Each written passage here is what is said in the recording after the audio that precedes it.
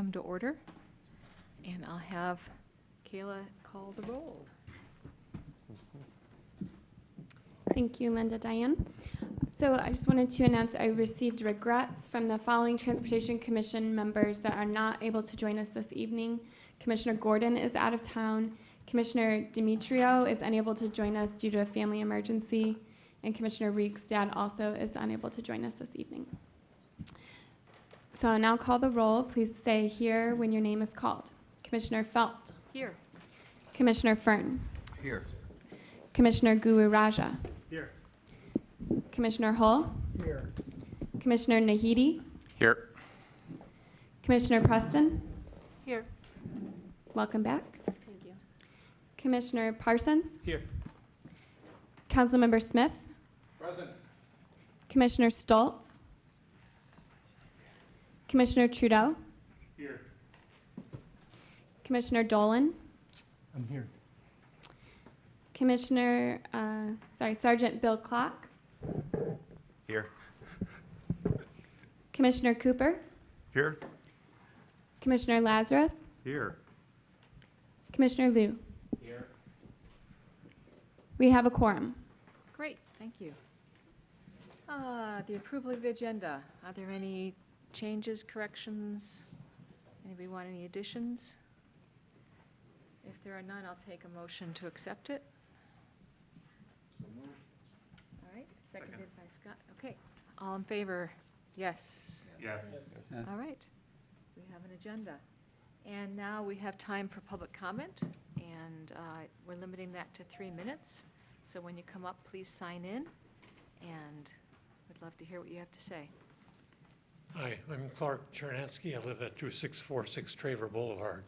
It's across Nixon Road from Clague School, which is important in this regard, in that looks like our emphasis tonight is on school safety. And this afternoon, there were 2 Ann Arbor police officers on foot monitoring the crosswalk, one of the crosswalks serving Clague School, and pulling cars over and educating the drivers. I wasn't privy to what was said or done, but they're out there working at it. And I just wanted you to know that what they're doing. The only thing a little puzzling is that with the intersection of Nixon, DeVaron, and Green closed for the construction of the roundabout, I imagine about everybody pulled over were probably residents of the area. And I remember once at a meeting with where Ann Arbor police officer spoke to our neighborhood, said, remember, when you complain to the police department about people speeding in your neighborhood, chances are the people getting caught will be residents of that neighborhood. So anyway, they're hard at work. Thank you. Thanks. Is there anyone else who'd like to speak tonight? All right, then we'll close the public comment part. Thank you very much. The minutes from last time, are there any corrections, changes, anything recommended? All right, a motion to approve. Okay, and it's seconded by? All right. All in favor, say aye. Aye. Any opposed? Any abstentions? All right. Before we get into the new business with the presentation by Bradley, I'll just mention that I feel really awful tonight. And I have asked Scott to step in if I suddenly need to be replaced. But I'm definitely very subpar. But I wanted to be here no matter what. So we may suddenly have a different chair. Brad? You ready? Yep. And thank you, Commissioner Stoltz, for joining us. I'll update the roll to reflect that you are present. Thank you.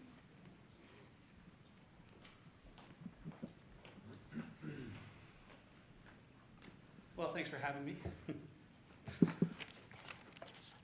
Do I need to press? The arrows on the keyboard will advance the slide. Okay. This is part of a larger presentation I plan to present to area bicycling communities and interests.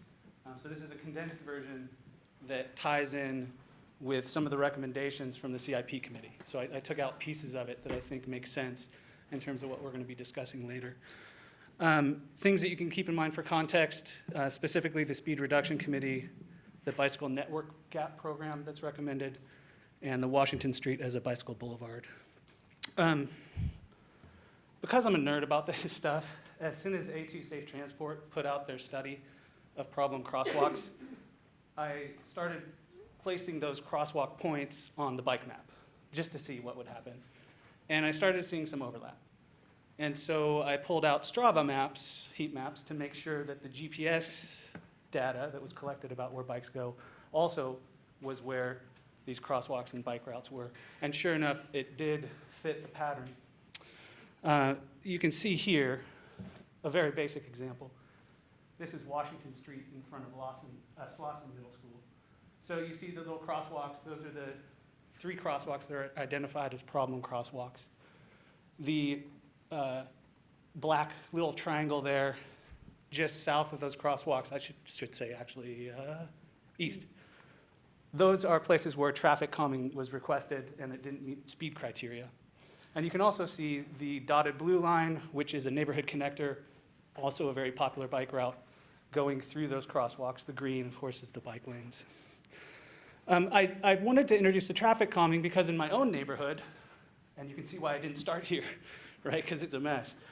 In my own neighborhood, everywhere where bicycles are going, you can follow the traffic calming. And it's largely speed bumps through these routes. And once you see the bright blue lines, you also notice where the crosswalks tend to be. So, what you see here, I think anyway, is that we don't just have a problem with crosswalks, but we have a problem with neighborhood connectors that are seeing too high of a volume of traffic and too quick of a volume of traffic.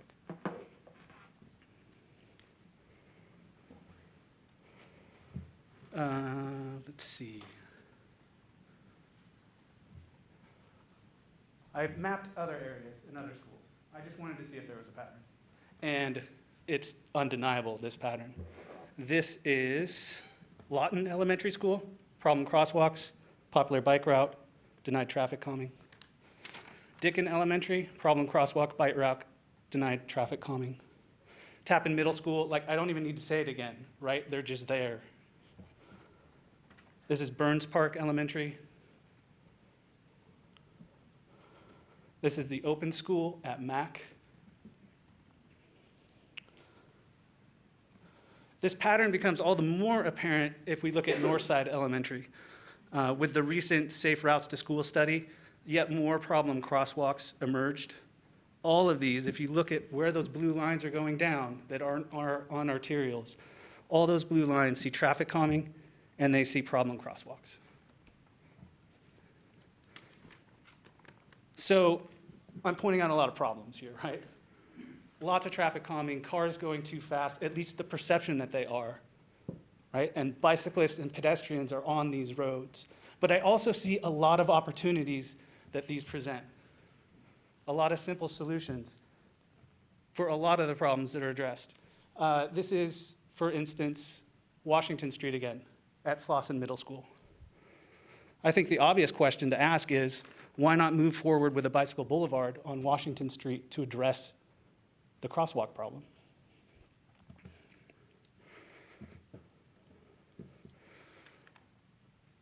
How would this work? Well, it's the perfect opportunity. It's slated for crosswalk improvements on Washington in 2018 as part of a scheduled water main replacement project. It's identified in the 2017 CIP for study. It's identified in the 2013 non-motorized transportation plan. More to the point, it's in the draft of the latest bicycle-friendly community application as a project that is planned to be done in the next 12 months. So, right, basic premise, solve the crosswalk issue by introducing this as a bicycle and pedestrian prioritized zone. Most important for me, though, is that it fills a gap in what I want to call the low-stress network. And there's different definitions of gap depending on how you define that network. So some of you may have seen this graphic before. It is the types of bicyclists that tend to exist in the world. A very small percentage are strong and fearless and will ride on anything. A smaller percentage, 7% or so, are enthused and confident. Right? What we're going for in building a network, I think, is to look for that interested but concerned, that large group of people that want to try but don't feel comfortable on a network that is too stressful.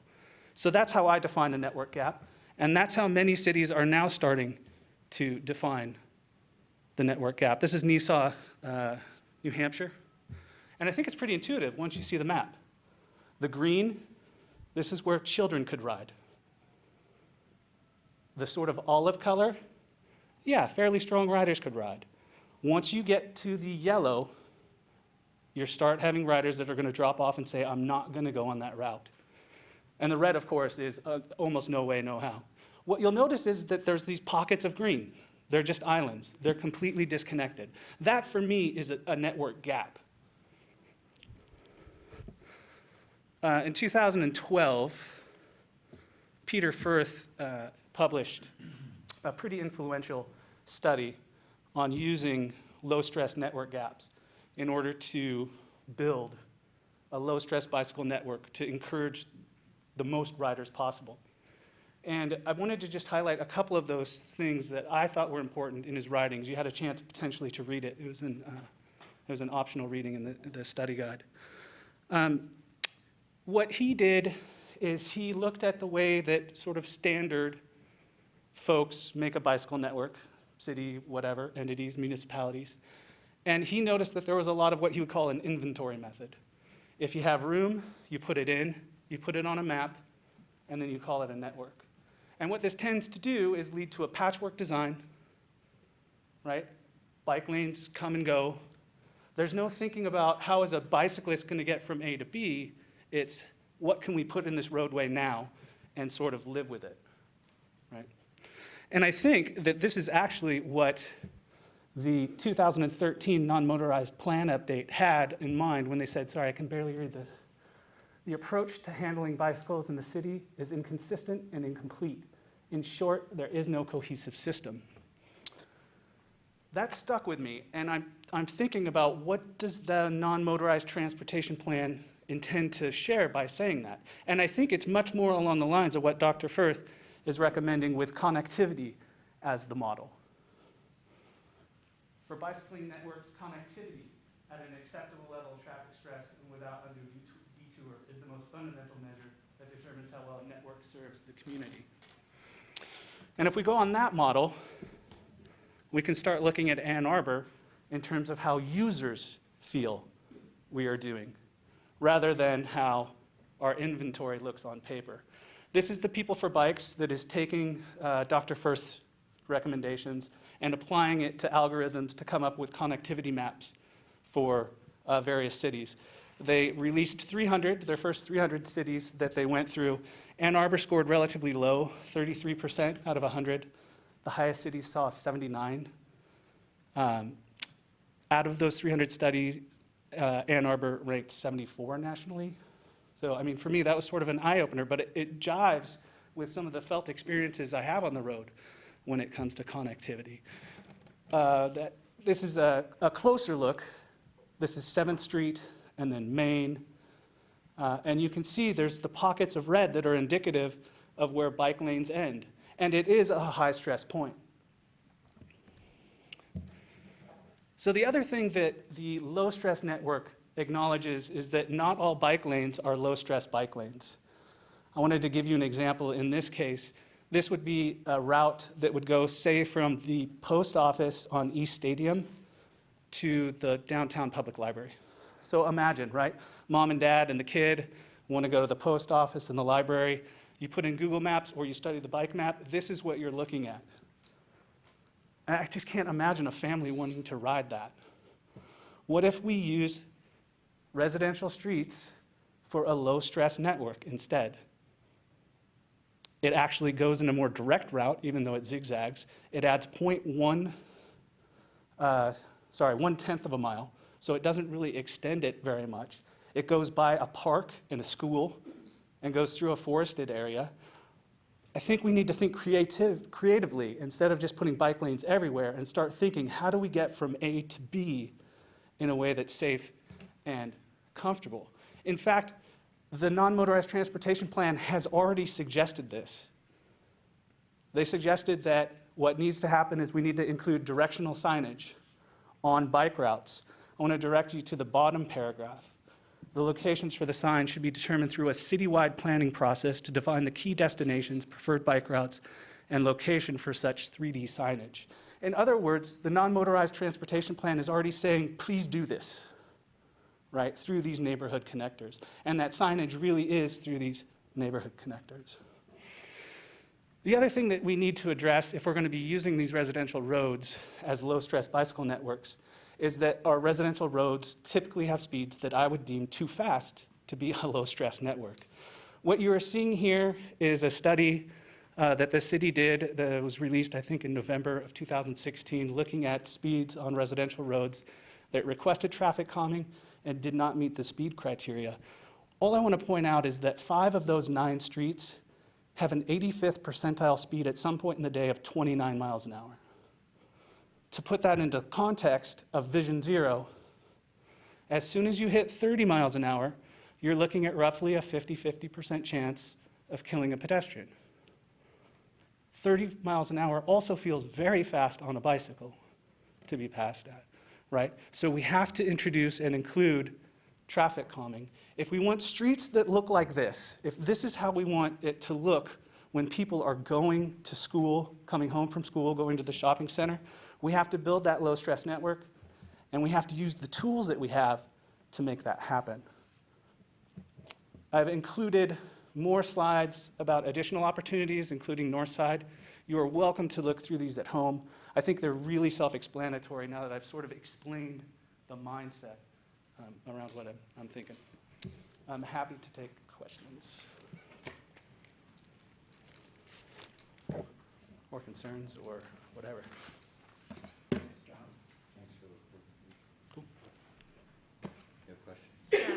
Yeah. Can you just describe for us what the Bicycle Boulevard has or looks like or includes? So Bicycle Boulevard, a true Bicycle Boulevard will have some traffic deterring in it. So a road that normally people would use as a automotive cut through to get from, say, Packard to Eisenhower or something like that. They'll take that route through the residential areas. What you do is you put in a forced exit to an arterial. So you basically culturally train people that they can't go the way they want to go. I just saw it actually in State College at Penn State. I was out there a week ago. And you look at the map and you just know that this is a cut through. In fact, I wanted to use it as a cut through because I was in a car because we drove out there. And sure enough, they have the traffic diverters that force cars out. Yeah. I should say too, there's paint, there's signage to indicate that this is a bike and pedestrian, priority space. Yeah. First, thanks for a well thought out presentation. Sure. I wanted to maybe get some initial thoughts from you about how you can see this commission implementing this or recommending its implementation, like the connected network type of bike infrastructure, because I think you explained it pretty well. Like, I understand it, and I think it would be great to sort of think of it as more of a system. I'm just wondering if you might want to spark some initial ideas about how we can get to that point. Yeah. I think the initial thing is that the inclusion of a bicycle network gap in the CIP. We have dedicated funding and programming that identifies gaps in the sidewalk network. It's just much easier to see a sidewalk gap. You look at a road and you're like, oh, there's no sidewalk there. Tracing bicycle routes, though, takes longer. I was thinking about suggesting a committee from the Transportation Commission, but I think it's bigger than that. I think it should be taken on by the city. I think there should be a city person devoted to thinking about bicycle networks in the same way that people think about transit networks or sidewalk networks, pedestrian issues. And I would love that to branch out to community interest, maybe somebody from the commission. Yeah, if I can just follow up real quick. This was actually one of the staff comments in the CIP responses that I was left unsatisfied by. It identifies, staff defines gaps in the bicycle network as locations where bike facilities are not provided along a corridor, and they are called for in the city's non-motorized transportation plan. That sounds like not the connected network, but what was the other one? The inventory network. That sounds much Yes. more like an inventory network. So I like your suggestion that they should identify it in the NTP, but it sounds like the process by which they do that is still the inventory style rather than the connected style. So it might be a good idea, but maybe is there a way we can think about identifying gaps using this new method? Yeah, I think the first thing that we should probably think about is making a map and seeing what our current low-stress network looks like and what those gaps are. Neighborhood streets that are especially built on a grid program are almost always low-stress streets to begin with. So for instance, 7th right now, which has the interrupted bike lanes, it's not fun for a family to ride on that.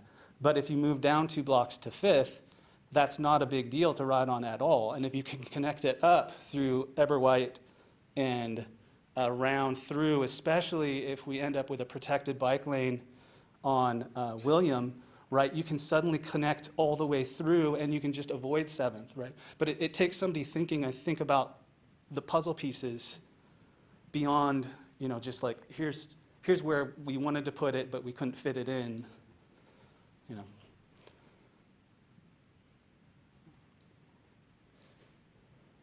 Good questions. Commissioner Cooper has a question. Yep. Not necessarily a question, just an observation for the commission. I appreciate the information and the idea of looking at the city and the street system in a different way. I started with the city in 2005. The current non-motorized transportation plan, although not adopted until a year or so later, the template was struck. And the recommendations for what are described as an inventory network were the basis that resulted in the plan that the city ultimately adopted. And I'm not saying that as a manner to defend it, but there were a group of cyclists in the community that went through a 2-year process to lay out the map that we've been implementing over the past decade or so. I think what we have before us is a different way of looking at a way to accommodate cycling. And the challenge before the commission, before the community, is to outline what are our aspirations and expectations moving forward. And I believe that part of what we talked about as the commission kicked off is that we're going to be looking at a full transportation plan update in the coming year. I think this is a fair topic for inclusion in deliberation in that I can agree with a lot of what's being said. The issue is how do we balance and find the resources necessary to accommodate those what are described as the 8% of ready, willing, and able cyclists, and those might have been the ones that resulted in the definition of the system that's in our current plan, but it's not to the exclusion or exception of some of the ideas that we're hearing. So I look forward to continuing the dialogue with Bradley, with the commission, and with the community as we move forward. Eli, I appreciate that. And my understanding of the non-motorized transportation plan when it comes to signage, I mean, when I read this, the locations for signs should be determined through a citywide planning process to define the key destinations, preferred bike routes, and location for such 3D signage. Now, granted, that's not fully embracing the low-stress network model, but that I don't think has to wait for the next transportation plan to get underway. I don't understand why we're not thinking about those routes that are so clearly put into the non-motorized plan. Appreciate that, if you will, Madam Chair. The fact is that we had worked with the County Department of Public Health and outlined a scope of services to undertake that citywide planning initiative. And in order to both design a process, design where the sign should go, the cost estimate was in the order of magnitude of $400,000 to $500,000. So the issue is not our desire to pursue a better system. We have the plan, we have concepts, we have an engaged community, have yet to find the up to $500,000 necessary in order to facilitate that process. So I think we're on the same page, and this is part of where the commission, if this is of importance, might make a recommendation. The council may find some traction that would enable us to move this forward. Okay. Yeah, fair. Yeah, Stephanie? Well, if I'm understanding correctly, the Washington Street repairs will happen before this new transportation plan, right? Yes. So the opportunity to dovetail existing construction plan with the Bicycle Boulevard, that opportunity would be missed if you waited, right, until, and it's part of the city's protocol to try to combine non-motorized upgrades with street repairs and water main repairs. So maybe some compromise could be met by doing some aspects of the Bicycle Boulevard before some completely new plan can be put in place with the next plan. I'll let the city talk about timeline and that kind of thing, but that's generally my sort of understanding. I mean, maybe as we talk about compromise, Eli, we could think about how can we do signage and a bicycle boulevard on Washington as, you know, we don't have to map the entire city right now to have developing a low-stress network. We can just start with one corridor, right, and map that out and do it piece by piece. I think that would be my recommendation, and the recommendation from the CIP committee is to include that network gap program that can start piecing together, low-stress networks that connect parts of town. So I'd like to give a little context here, which is that, you know, this is a committee that met twice, and we flagged some things that we thought were important. And I think we decided to be bold, and making the recommendation to staff and to city council doesn't mean that we think we know exactly what we're talking about. And it also, certainly the city council or staff can come back and say, yeah, that's not going to work. And then we can move forward from there. So we were not able to, and I think the expectation that we could give out complete, full thought-out recommendations is a little bit over what we were able to do. But I think that we can recommend the concepts still, and then either, you know, form another committee to work on them, or just hear back from staff and go, yeah, thanks, that's helpful. I think that's the best we can do at this level. Sure. And our first committee. Yeah. I'm not at all Yeah. convinced that we have to wait to do transformative projects on the renovation or the redoing the plan. I don't buy that as a discussion. I don't think staff has ever recommended that. So if we look at particular segments where we know we have an opportunity, I think it would be foolish for us not to implement, and I can commit to you that we will look at those. The question was asked about what can the commission do to help us with bike facilities that support the 60% in the middle. And from personal experience, I can tell you this commission can help, as we talk a little bit later this evening, in review and supporting staff when we come back with those recommendations on road geometry and configuration. And then beyond that, reinforcing the commitment that when you put a bike boulevard in, and I've done that, there will be the money to put in the mini roundabouts and the diverters, and we will be supported when staff recommends taking parking off of certain parts of streets so that we can do that as well. And those are the messages that you can send to the city council so that they can also be bold in improving those kinds of designs. You know, commitment to those facilities takes a lot of people to participate. It causes the city to have to look differently at how we maintain roadways. But once we get to that point and we step over the line and we're going to do it, then we need support from the commission in its advisory role to help us with, not just with, keeping council informed, but also reaching out to the communities so that we don't get caught in the position of having to resolve disputes between neighbors as to where speed tables go, about who's going to lose a parking space in front of their home. And that's really an important role for this commission in its advisory capacity, to help us do those kind of things that are bold, as our chair said, and to execute them, and also let us not forget where the opportunities are to achieve the kind of facilities that we want to. Staff supported me when we went to DDA and said we want to accelerate the Bike Boulevard on William Street and put it into their program sooner rather than later. And that's the kind of help that we're going to need from the commission and from the members to become the kind of progressive, bike-friendly community that we want to be. It means that people are going to have to accept some slower speed limits. They're going to not be able to use cut-throughs that they've used before. You're not going to park wherever you want. And there are going to be places in our city where, as I learned when I was in Holland, that vehicles are considered to be guests as opposed to bikes and pets. So that's the support that we need from the commission members. We're over time. So I would prefer if we can move into the recommendations. Yep.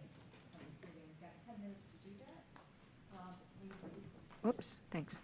We don't expect that we'll cover all of the recommendations at this meeting tonight. You may be relieved to hear that.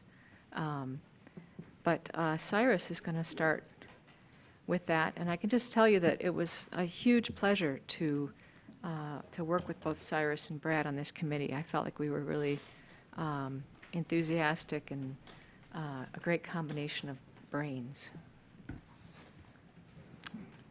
Thanks, Linda. And thank you, Brad. That was great. We above and beyond, I think, what we were able to talk about in our, as Linda said, just only able to meet twice. So, we're not going to spend too much time on this in the interest of time, since the materials were provided in advance. What we just want to do is do a quick highlight of what the recommendations are, not necessarily get into all the revisions or the staff comments, but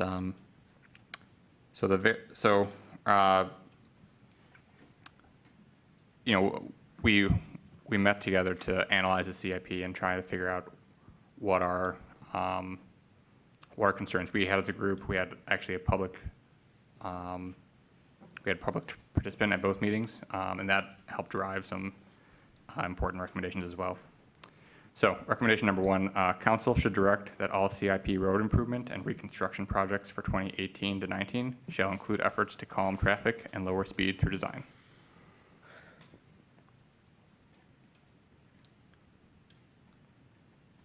So, there's a fair amount of commentary after that, but like I said, in the interest of time, we're not going to get into that. And our original recommendation included the reference to Vision Zero, which the staff felt we should take out. Yep. Let's see. So we just want to say if there's any questions or response to this, and then we're actually going to ask you to approve it. And I believe we want to approve it in the original language, recognizing that staff caution is exactly what they should be doing. And again, we can come back because we're recommending, and we can always revise. The original language, you mean before the strike-throughs and the Yes. red changes? Okay. So that would say we should begin including language and engineering recommendations consistent with Vision Zero. Yep. It's true that the council has not adopted Vision Zero. They had some language of, I can't remember exactly what it was. Chip, what was it that you? Acknowledged it or something, but it was not a formal thing. So we're giving a little nudge to say more Vision Zero. And that will mean that they have to adopt Vision Zero.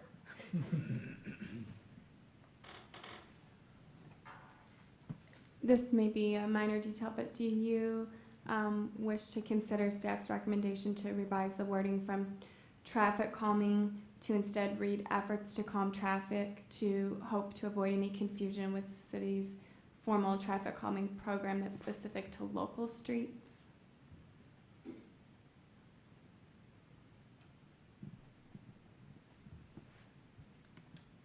Where does it say local streets? So it may not, I don't know whether there was commentary from staff, Oh, but okay. the revision just reads, it strikes traffic calming to instead say efforts to calm traffic. And I don't know whether that made it into the written staff narrative, but the reasoning is just to avoid confusion with our established traffic calming program, which applies only to local streets. Oh, okay. Yeah, and I believe that's the version that we read. Okay. Yep. Okay. I think, Kayla, we also have to then include lowering speed through design and speed limits, because the traffic calming that we were referencing was by design, you know what I mean? By road design, but if we're just saying calm traffic, it should also include design. All right, so can someone read the whole? We've got a question. Well, just a point of order or process, the recommendation that's on the screen right now is the edited version from staff. And it's, based on this current discussion, we were supposed to be approving the original, right? So I'm just pointing that out, Yes, that there's a difference. yes. So you're saying what we're discussing approving is not what's on the screen, but rather was originally written by Yes, Penny. and I apologize for the confusion, but we didn't get the staff recommendations until too late to change things. So the proposal is, and please correct me, Kayla, or Service or Brad, council shall direct that all CIP road improvement and reconstruction projects for 2018-19 shall include traffic calming and lowering speed limits.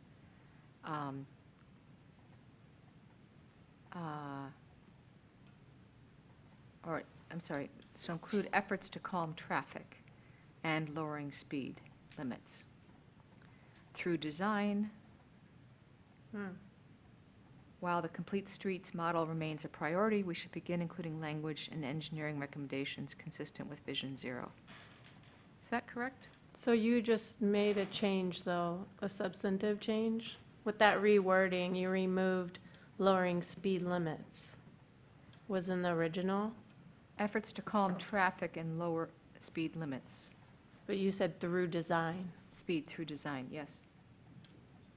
So the original one, I liked how it didn't eliminate the possibility of reducing the actual speed limit, Okay, whereas the modification was only through design, not through any changes in the number of the speed limit. okay, well, we can add that, I mean, it Back was in. in the original, just Yeah. the way you reworded it, yes. Well, I think we would, can add that back in if you'd like. I would prefer that option to be on the table. Well, we're kind of unfortunately crafting as we go, which I hate, but. It was in the original. Yes, I'm just not uncrafting what was in the original. yes, good Would point. it be best for the committee to bring, I don't want to delay this further, Right. but rather than take meeting time to wordsmith, now that, Yeah, unless we're in What's- agreement right now, I think we should postpone that with the feedback that people have given it and bring it back next month. Do we think that we're in a place where we can approve this right now, or should we wait? It seems like it needs further revision I from would agree either with of these.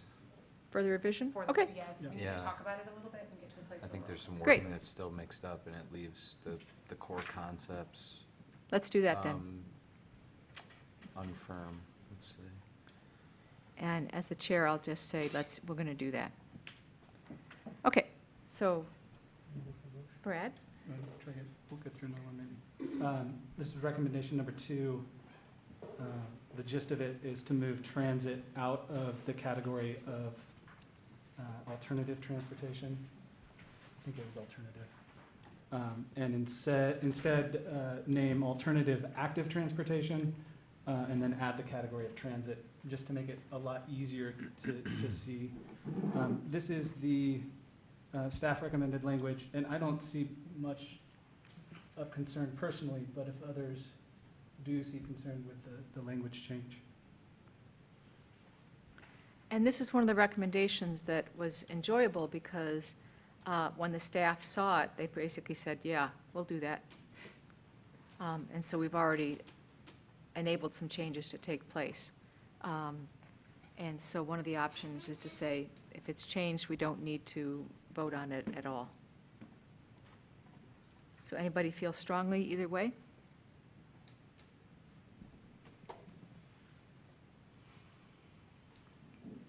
I'm fine with either version. But does that mean you want to vote on it? I think we could. Okay. A procedural question? So we're going to vote on some recommendations, but not all recommendations? Right. Okay. And then and we're just going to package them after the next meeting together? Or would it be?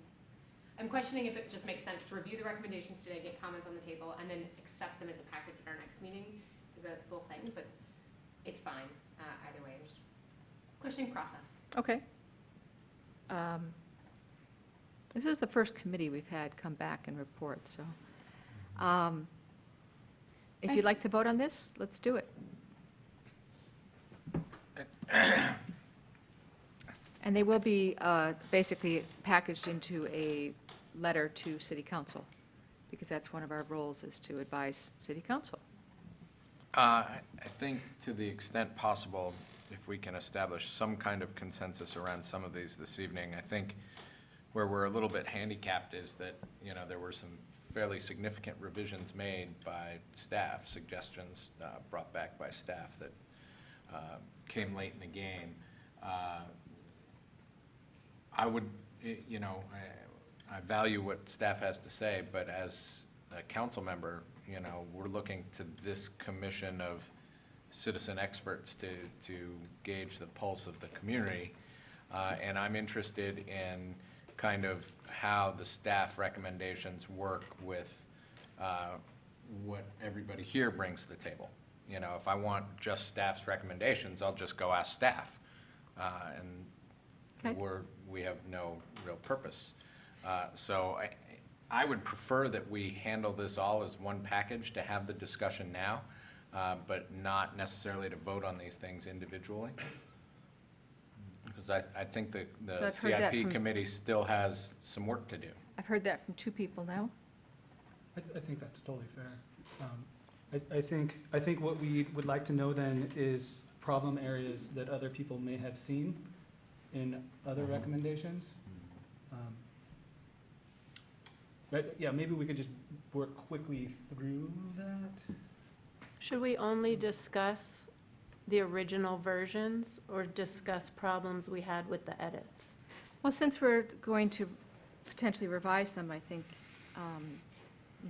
essentially for the original, but if there's parts of the editing that you like or don't like, that'd be good to hear.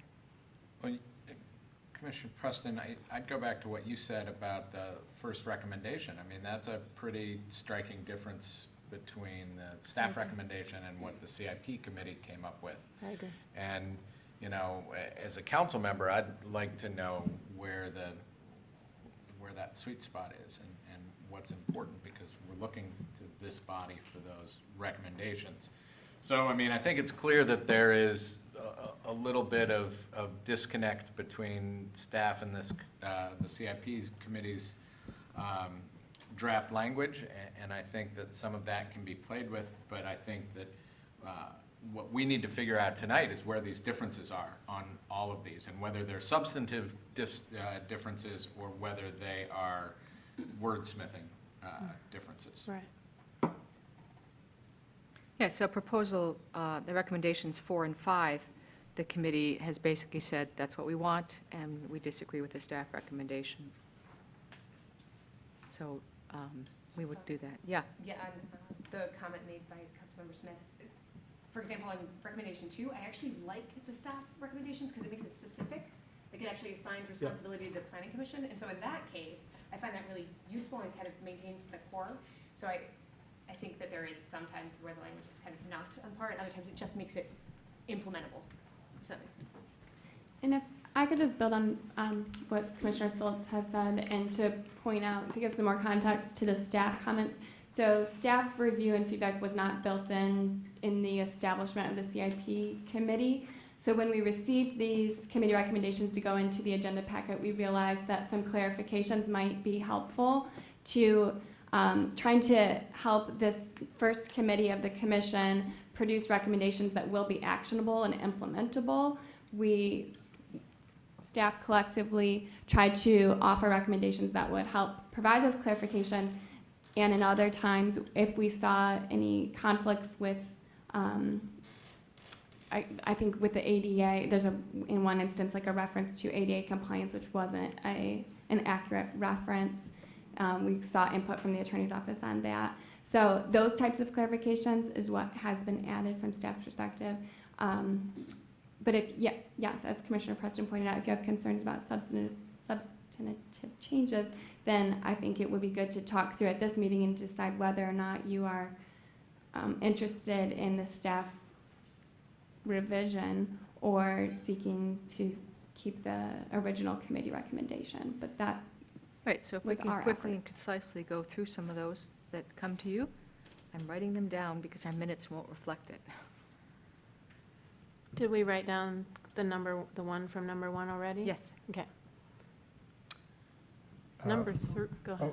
Oh, it's on number 1, so I actually like the staff's revision to the first sentence of that, because we talk about speed limits from the original committee recommendation, but my sense, or maybe it's my personal viewpoint, is that a speed limit should be superfluous to the speeds that are actually driven on the road and on our streets. So I think having design in there as a recommendation is actually really a core part of it. And the speed limits will follow as a result of that, but I think that's not the most important point. And I think it prioritizes it too much when we put it in the recommendation. Any other? With the one with the ADA, I noticed that the city staff recommendation kind of struck all reference to ADA and made it like only talk about like stairs. I guess I'm wondering about other ADA non-complying features, and or was this more specifically supposed to be just stairs? And I'm thinking that you want to make it as broad as possible. And that is, if I can just chime in, that's the one I was referencing, that stairs actually in themselves are not an ADA non-compliant feature. So that, to make it an accurate statement, was the cause for that revision. There can be stairs and it can still be an ADA compliant. And it also could be ADA non-compliance, things that don't involve stairs. I'm wondering, should those be included as well, or? Well, the language says and other, But did that get, well, the staff recommendations were changed, but the original yeah. recommendations there. So I got that written down. Anything else? The other thing is I noticed talk about like sidewalk gaps and stuff, but also like things like sidewalk gaps and bike path gaps, but I wondered about crosswalk gaps, like areas where there's like a large part between crosswalks and walks, and there may want a mid-block, and also like areas where you might not be able to cross. Like I'm thinking like the Washtenaw and Pittsfield, if there are any other examples like that where you cannot cross in one direction and it forces you to cross 3 streets or something like that. I don't know if there are any other examples, and that's an MDOT street, but just if something like that were to exist. The city is working on that, yes. Absolutely, that's a high priority at this point. except for the MDOT. Yeah. Any other quick and easy, yes? Number 3, it seems substantially changed to ask from estimates for school zones and public input. And then it's changed to say like, well, we'll let you know something vague if we feel like it. Seems sort of like the gist of the revision. Could you put 3 up on the screen so we can see it? Thanks. So it asked for more specific information and public input, both of which were removed from the edited version. And this was one where staff did not understand the recommendation as written, so if the committee can offer a revision that provides clarity. Yeah, I think, well, we might be able to talk it through. There's something like 1.5 million set aside for Tier 3 and another million set aside for Tier 4 improvements, I believe, something like that. That seems like a significant amount of money, and it was hard to understand what was happening in the now active transportation CIP portion without having that background to know what else is going on. Does that make sense? Would look to perhaps the city engineer, Nick Hutchinson, who will be introduced later for his presentation, but was involved with Been reviewing. introduced now. There's a lot of the work that was designated that we've started to do for school safety was done since the last CIP was updated. So part of the reason you don't see a lot of that in there is because it was kind of added afterwards. There is, to my knowledge, there's no specific item in the CIP right now for the Tier 3 and 4 work. I'll be talking a little bit about that later, but I don't know that there's an item specifically in there for it right now. Yeah, I don't think there's an item, there isn't an item in the CIP. But part of the recommendation was funding to the CIP or otherwise provide logical public access to these planned and funding amounts. Right now you have to you have to read it buried in a memo, I think. But I don't know how public it is with the work going on around school. When we update the CIP, that'll be an opportunity to make it more obvious, I guess, within the CIP, since there wasn't a specific project or category listed in the last update. Is that the recommendation? To make it an explicit? Yeah, I think it's to make it an explicit either, well, I mean, part of me, it was hard for the committee to talk about the CIP knowing that there were all these other projects floating around that we didn't really know about. And I imagine the public is equally in the dark. It Yeah. seems like there should be a logical way to share that, similar to how we share a CIP for major projects that are underway outside of the typical CIP project or process. Yeah, and any projects that are large enough to warrant inclusion in the CIP or will get included in the CIP. But like I said, these efforts were undertaken after the CIP was last updated. So that will be taken care of in the next update, which is coming up very soon. Okay, so we might not need to include that, unless the part about making it public. Well, I mean, if they're going to be included in this CIP update, then it's fine. But if they're going to be included in the 2018 update, where normally things get added, does that make sense? It looks Okay, like you so we wanna- can clarify that later then. Okay. You want to jump in? I guess, as I've been sitting here, a couple of clarification points, and Nick and I having a discussion. First, to the specific questions being asked, and Nick touched on it. A key item with the CIP and the projects included in it is a threshold level of project, which is a dollar value, simply. So if what's looking for is an overall program, if you will, of projects, the Tier 2, for example, that would certainly be above the $100,000 level, and I expect that to be included in would be included in even this update, because if that's something that's now going to be done in the upcoming fiscal year, that needs to get added to the capital plan.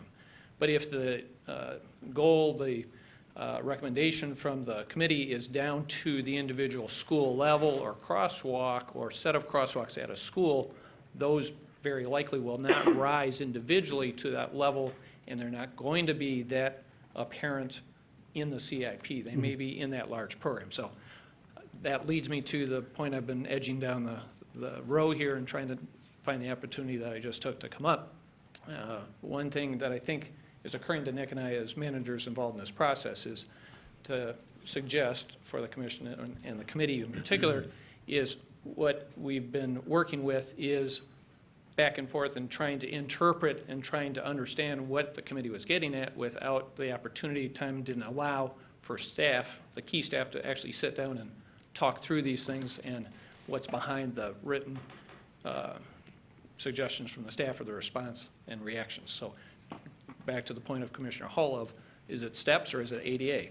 We guess, it took a good educated guess that it was steps, but maybe it was the broader ADA, but we haven't had that opportunity. So the dialogue is very helpful for those of us here tonight and later on the video, but I would offer as a suggestion, and certainly as managers, Nick and I can make it happen, for the staff members to get together for the committee to actually find a time to sit down and go through these things in more specificity through discussion and dialogue to better understand what the committee was getting at, and then staff to respond with what concerns or questions or clarity questions we may have in terms of where the committee's looking to go.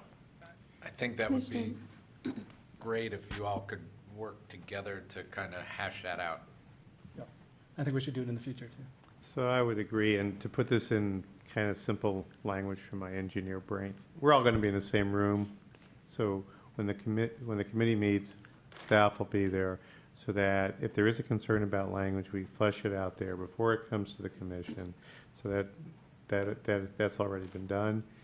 And when Nick talks a little bit, he's going to talk a little bit about the fact that some of this work, which is not CIP, which is done through operating dollars, all gets integrated into a work plan, and that typically is communicated separately, hopefully as part of our budget each year. But that's, I think, part of the concern too about some of the Tier 3 and Tier 4 improvements, is they're not really CIP dollars or operating dollars, but they're still there in the program. And I wait with bated breath until Nick can tell us that. But the commitment here is, as we go through the growing pains, and there's always good intentions, we're gonna have to sit together so that when the committee brings it back to the commission, it's already been vetted. Yeah. I also have a question for you, Bradley, if that's okay. Is some of the, sounds like some of the frustration that the CIP committee has just, where's the information? How do we get it? And is there a more public way that we can share some of this information? And I think, we're capable of doing a better job of that. I went to the city website, typed in school safety, got the memo that was submitted to council at the end of July, which is, as far as I know, the most comprehensive update that council has received. But not everybody's going to do that. Perhaps it necessitates a shared web page with AAPS to talk about specific school locations and improvements. And, we can certainly improve how that's being broadcast to the broader community. So time is getting completely away from us. Yeah. Is there anything else urgent? You must be sick if you've let that in. Yeah. Is there anything else? Yeah. I'll just be really quick. I kind of mentioned it during Bradley's presentation, but committee recommendation number 4, I don't mind the actual text. I'm a little concerned about staff's interpretation of what our recommendation would be. I don't really have a suggestion right now for how to make it more strategic sounding, but I just wanted to go on the record to say that. Okay. I just wanted to ask what would be the best process to get comments back as we kind of review? Pardon me? If, the comments that we have for anything else that's not urgent, how should we share those? What's the best mechanism at the moment?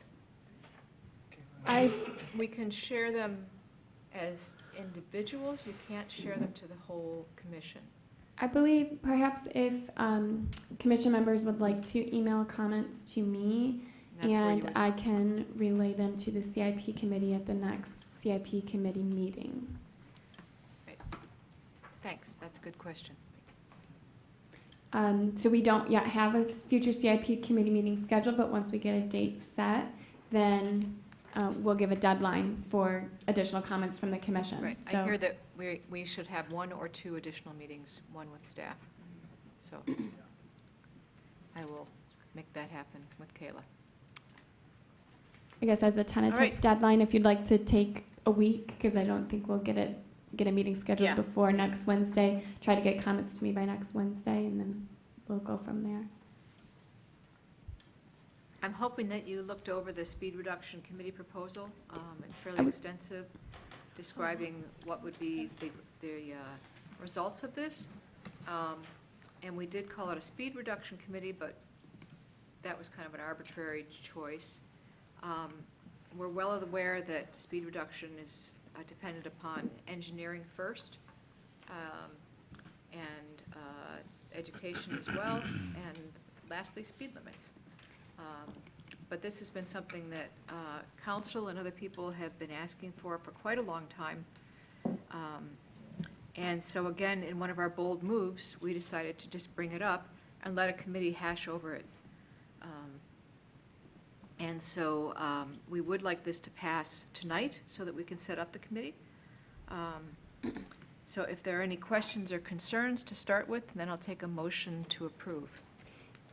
The only thing I would add is on this one, staff also there wasn't time provided for staff review or comment of the committee proposal, so it would be without any input or minimal input. I helped Linda Dan a little bit with some. But there's a formatting great deal of we would- information that staff has provided over the years, and that would absolutely be part of the consideration. And what we've learned tonight is bringing them in sooner is also probably a really good idea. So any questions or concerns or anything about this? I'm pretty darn excited about it. Yeah. So just to clarify my understanding, so the goal of this committee is to just prepare a set of recommendations for, to pass on to council, right? Is that, or? That's, Yeah. yeah, Right, I'm just trying to understand what the output goal is, and then you've highlighted some things to consider and review as part of that. Yep. What might, is likely in scope, and there's a lot of work from the pedestrian safety task force and other places to build upon there. Yes. But, okay, great. And after a year and a half on the Pedestrian Safety and Access Task Force, I went into this thinking, that's a terrible idea. Reducing speed, that just sounds stupid. And by the end of the year and a half, I was convinced that that was the most important recommendation that we could possibly make. So that's my take on it. Well, I'll take a motion then. Anybody want to move it? Okay, Bradley, and seconded by, I'll second. who was that? Preston. Oh, great. All right. Any other comment before we vote? We assigning the members of this committee this evening? I hope so. Okay. I would just make one small modification and say maybe we could have the recommendations due a little bit early to build in staff review time based on what we just went through. Does that make sense? Yeah, except I think we should develop them partly with staff rather than actually Absolutely. That's great. have them early. Just that clarification. Yeah, so they should only be here, they should only show up here once staff has worked with us a little bit. I would say that's a pretty aggressive schedule based on what staff has going on, to be kind.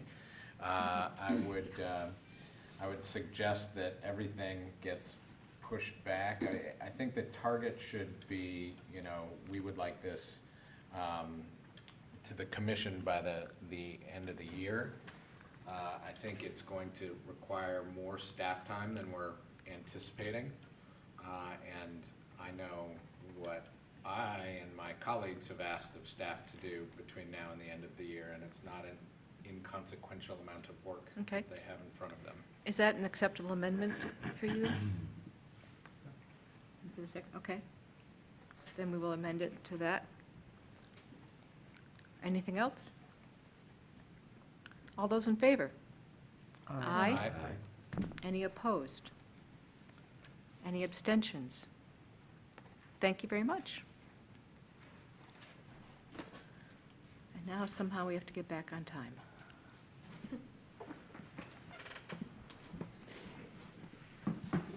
What do we have going on next? You want to choose the members of that? Oh, right. Are there volunteers to serve on this committee? Yeah, I will.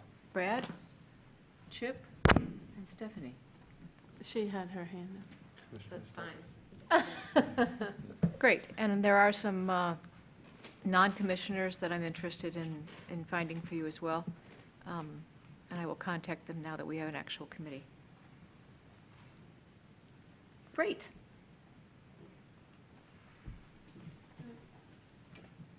Next, we have Commissioner Lazarus to share some information about the county public safety community mental health millage. Thank you. The attachment to the agenda is a copy of a memorandum that I provided to Mayor and City Council on August 1st. The Mayor and Council had asked that we come back with some recommendations on the monies that are to be returned to the city should the county millage for community mental health and county public safety be passed. The terms of that ballot proposition are that those municipalities within the county that provide their own police forces would get a percentage back from the millage that's directly related to providing police. So for the city, that anticipates that'll be 2.2 to 2.5 million. Council had asked that we provide recommendations where 20% of that is allocated to pedestrian safety, and the examples there are enforcement augmentation, crosswalk improvements, RFBs, streetlights. The recommendation that we returned to Mayor and Council is listed in this memo, and essentially they are things that are on a non-recurring basis. We consider this as an 8-year millage to be non-recurring money, so we don't want to incur any long-term commitments that would in the future would require operating dollars. So what we have addressed there are working on the safe routes to school, street lights, and do things in a way that is programmatic so that we would address an entire area at once. So that is what is in the memo, and it's provided for information.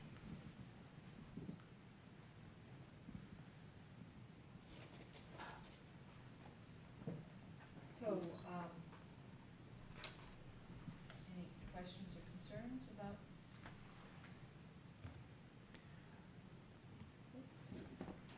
this? If I'd add a little bit more in talking to the mayor, it would be helpful to the voters if they decide in November that they want to consider this millage to provide a little bit more detail, similar to what was provided when the road millage, the city's street millage was provided. The mayor had asked me to do that for adoption sometime in second meeting in September. So what I would ask, if the commissioners do have input, if they could send it to me directly on the types of projects that they would like, I will consider that and put it into the item that I will provide to Mayor and Council. Is there a Transportation Commission meeting scheduled between now and then? I'm sorry, between what date? The next one is September 20th, I believe is the date. That's the day before the council meeting, but I will see what I can do in terms of I certainly will copy the commissioners back on whatever I send back to Mayor and Council.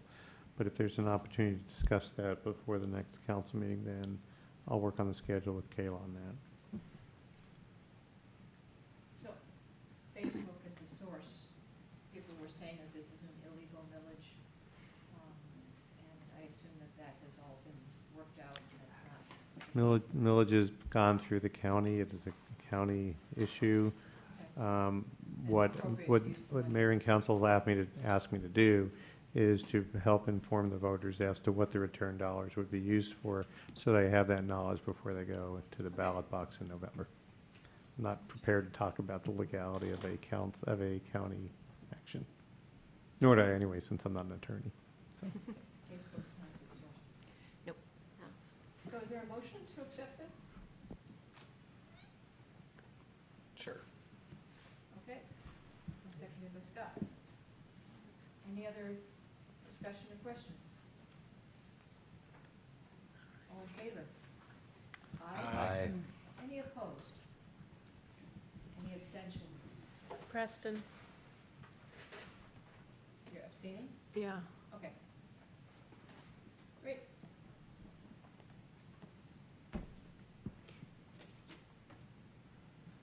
Thanks. Next item on the agenda is a memorandum that we have forwarded, subject of the Transportation Commission role in major street projects. And after long discussions with staff, what we've presented is a recommendation on how the commission will be actively engaged in reviewing major street projects, which really address work on arterial and collector streets. What we have identified in here is a process that the commission will identify through its CIP committee upcoming projects, and they will ask that those be reviewed. Staff will work with the CIP committee to identify the geometry of those roads, which is, I think, the opportunity for greatest input, and basically when the number of lanes are set and the configuration. And we would, if the commission would be so inclined, they could make a recommendation for approval. Working with the CIP committee will allow us the opportunity to work through some differences of opinion and to get a better recommendation to the commission, as we had evidenced this evening. So the goal is to get that done at the conceptual stage. As you know, here in Michigan, as I've been informed, there are 2 seasons, and those are snow removal and road construction. Unlike my previous location where we could build all year round, there is a timing aspect to getting the contracts ready to go so that we can start work in the spring and have it done during the construction season. So once we get past the conceptual design, the rest of it really is getting the detailed specs and the documents together. So I think the conceptual design stage is the best place for that participation. The memo also cites that we will continue to provide a monthly staff report to the commission on the current status of projects, which I believe Mr. Lawton will do. And then the rest of the memo really talks about how projects are awarded. A lot of work is done through the operating budget, and I would also remind you that one of the things that we have committed to is through the budget process to bring the annual work plan for the O&M side also to the commission, so you'll have an opportunity at that point to weigh in on non-CIP projects. So this is presented as a recommendation. Not sure how the commission would like to act on it, but I think it's well thought out from city staff and ask for your consideration. So you're saying that you want the CIP committee to continue to operate and to make those recommendations? We do. Okay. So I think that the action required would be to ask the CIP committee, after it comes back with the revisions, to continue indefinitely or a couple months? What would be the? I think it would be ongoing. It would be an annual review likely, so anticipating that because the CIP committee is already familiar with looking at what projects are in the CIP, that they'd be a good body to make requests about which major street projects are requested for commission review, but that Okay. would need to be done each year. So I guess whether you choose to do through the CIP committee this year and then reestablish a new CIP committee next year, perhaps. Okay, and what would be the first deadline that they would have? I don't believe a deadline is set in here. It says we'd work with staff, so perhaps that's something that gets discussed at the next CIP committee meeting where staff are involved. We can talk about timeline. As the CIP the plan is approved, that'll set the projects that are going to be funded and go forward. I think the CIP committee can periodically look at it, but they should, as part of that process, see what projects they want to weigh in on. The conceptual design process will go on throughout the year, so that review process will be continual.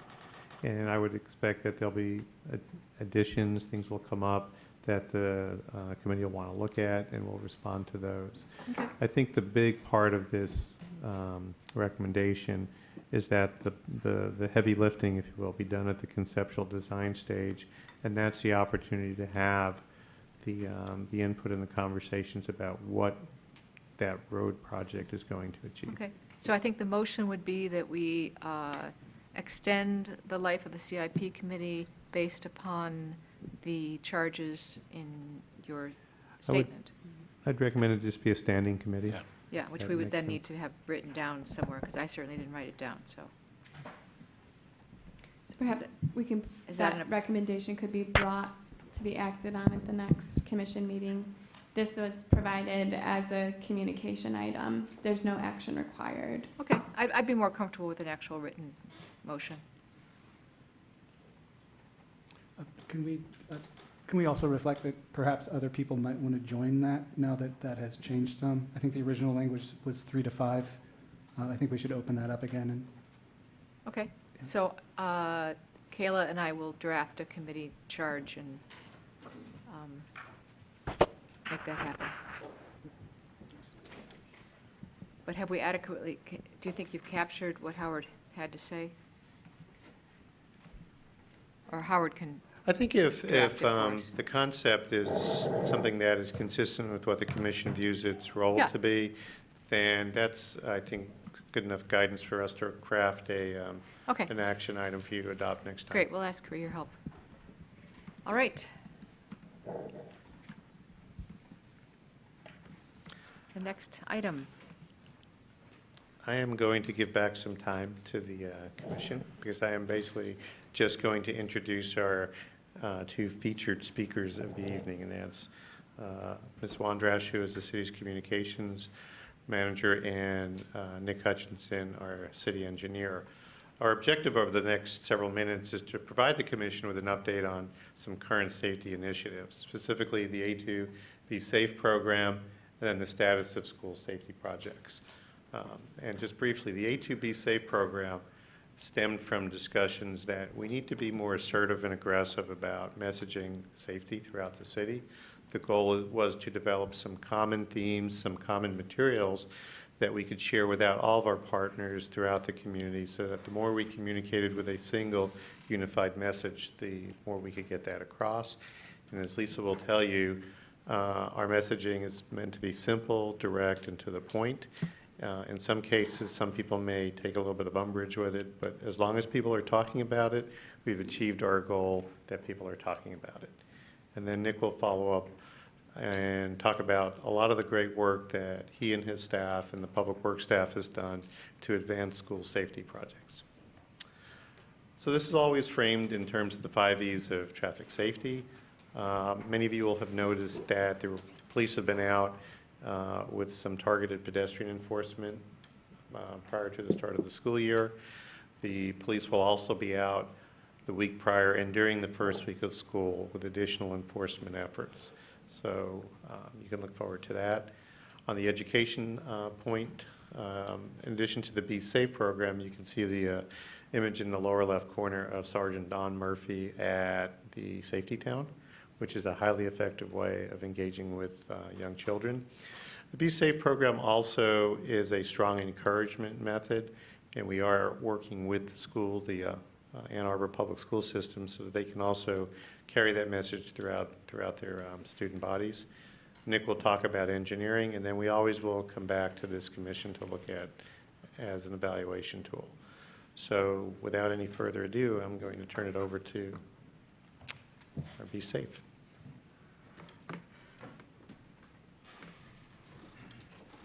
Good evening. Thank you for taking a few minutes. I know your agenda is really busy tonight to learn more about A2 Be Safe. So we will get into the details.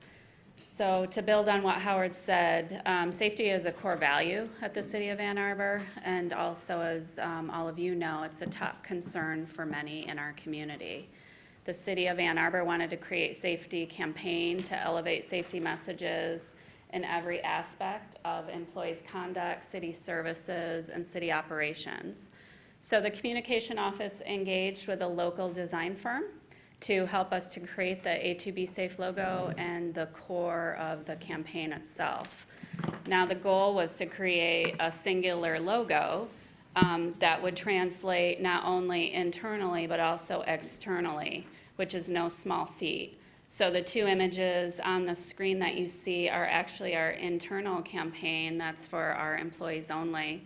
And those are police officers and our firefighters that are featured in our internal campaign. The campaign was launched in April by our city's safety unit, which was the internal piece, and then obviously within days it was launched externally as well. So just to give you the campaign overview, like Howard said, our messaging is intended to be actionable, simple, and bold. The photos are secondary. It's really the messages that we're trying to get across. Be safe everywhere, everyone, every day. The audiences are everything that's listed here and more. All of us have the responsibility to remain safe in everyday actions. None of the external campaign materials were trademarked, and that was on purpose. The intent of the campaign was to create materials that could be shared, that we could provide to agency partners or community advocates, that they could modify. The logo could be a different color. It could be a school color. We have a large school, as we know, in Ann Arbor that might want to build on the blue, or Pioneer might want to turn it purple. So we purposely provided that as a means for people to modify and make their own based upon their audiences.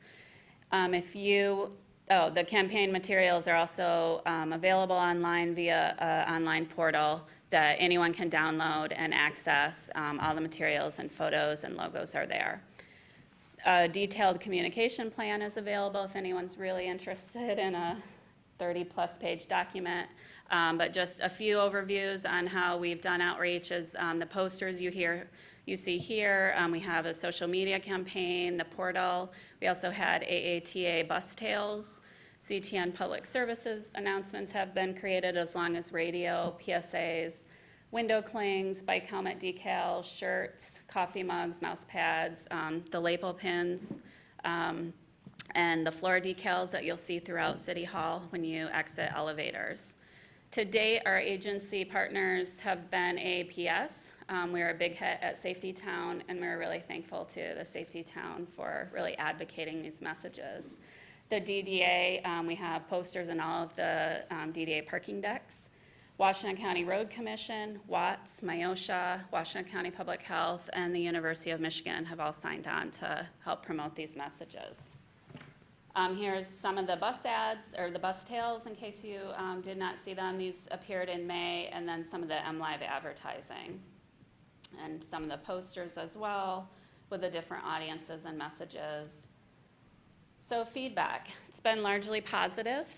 We've shared the campaign, like I said, with multiple agencies, like the presentation tonight. We've done so at Washington County Road Commission, Myosha, University of Michigan.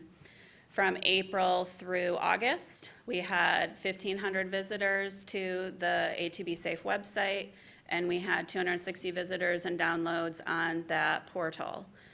So we'll continue to broaden our messages and our audiences and seek feedback. There's still a ways to go as far as messaging. We realize that we need to keep building on specific audiences like bicyclists and motorists and walkers, but we also want to help educate people this coming winter on public worker safety. Those who are out and about in our community, who work for our public works in the city and are clearing the roads from snow, is also messages that we're gonna be building on and getting out there. But we also have, for those watching on CTN tonight, Feedback@a2gov.org is an email address that anyone can send us thoughts or feedback or opinions on the campaign, and we welcome those, as well as from this commission. So this fall, we're going to be doing some radio PSAs, and that is going to be called Traffic Tuesdays. And we've partnered with the Washington County Road Commission in Watts, and those are going to be a safety focus and 15-second spots that are going to be appearing beginning in September. We also had in the Ann Arbor Observer City Guide a call to action for anyone to stop by our customer service and at Larkham City Hall, the first floor, and get a free A2B Safe window cling. We'll have social media paid ads and A2B Safe poster contest, more details to come. But that will essentially be soliciting, hopefully from students and those throughout the community, any ideas on ways to expand our messaging or our audiences. The campaign's going to be rolled out through the AAPS once school starts, and we're working closely with the Ann Arbor Public Schools on those materials and information. We provided you a print brochure that we've created tonight. Would also love your feedback on that as well.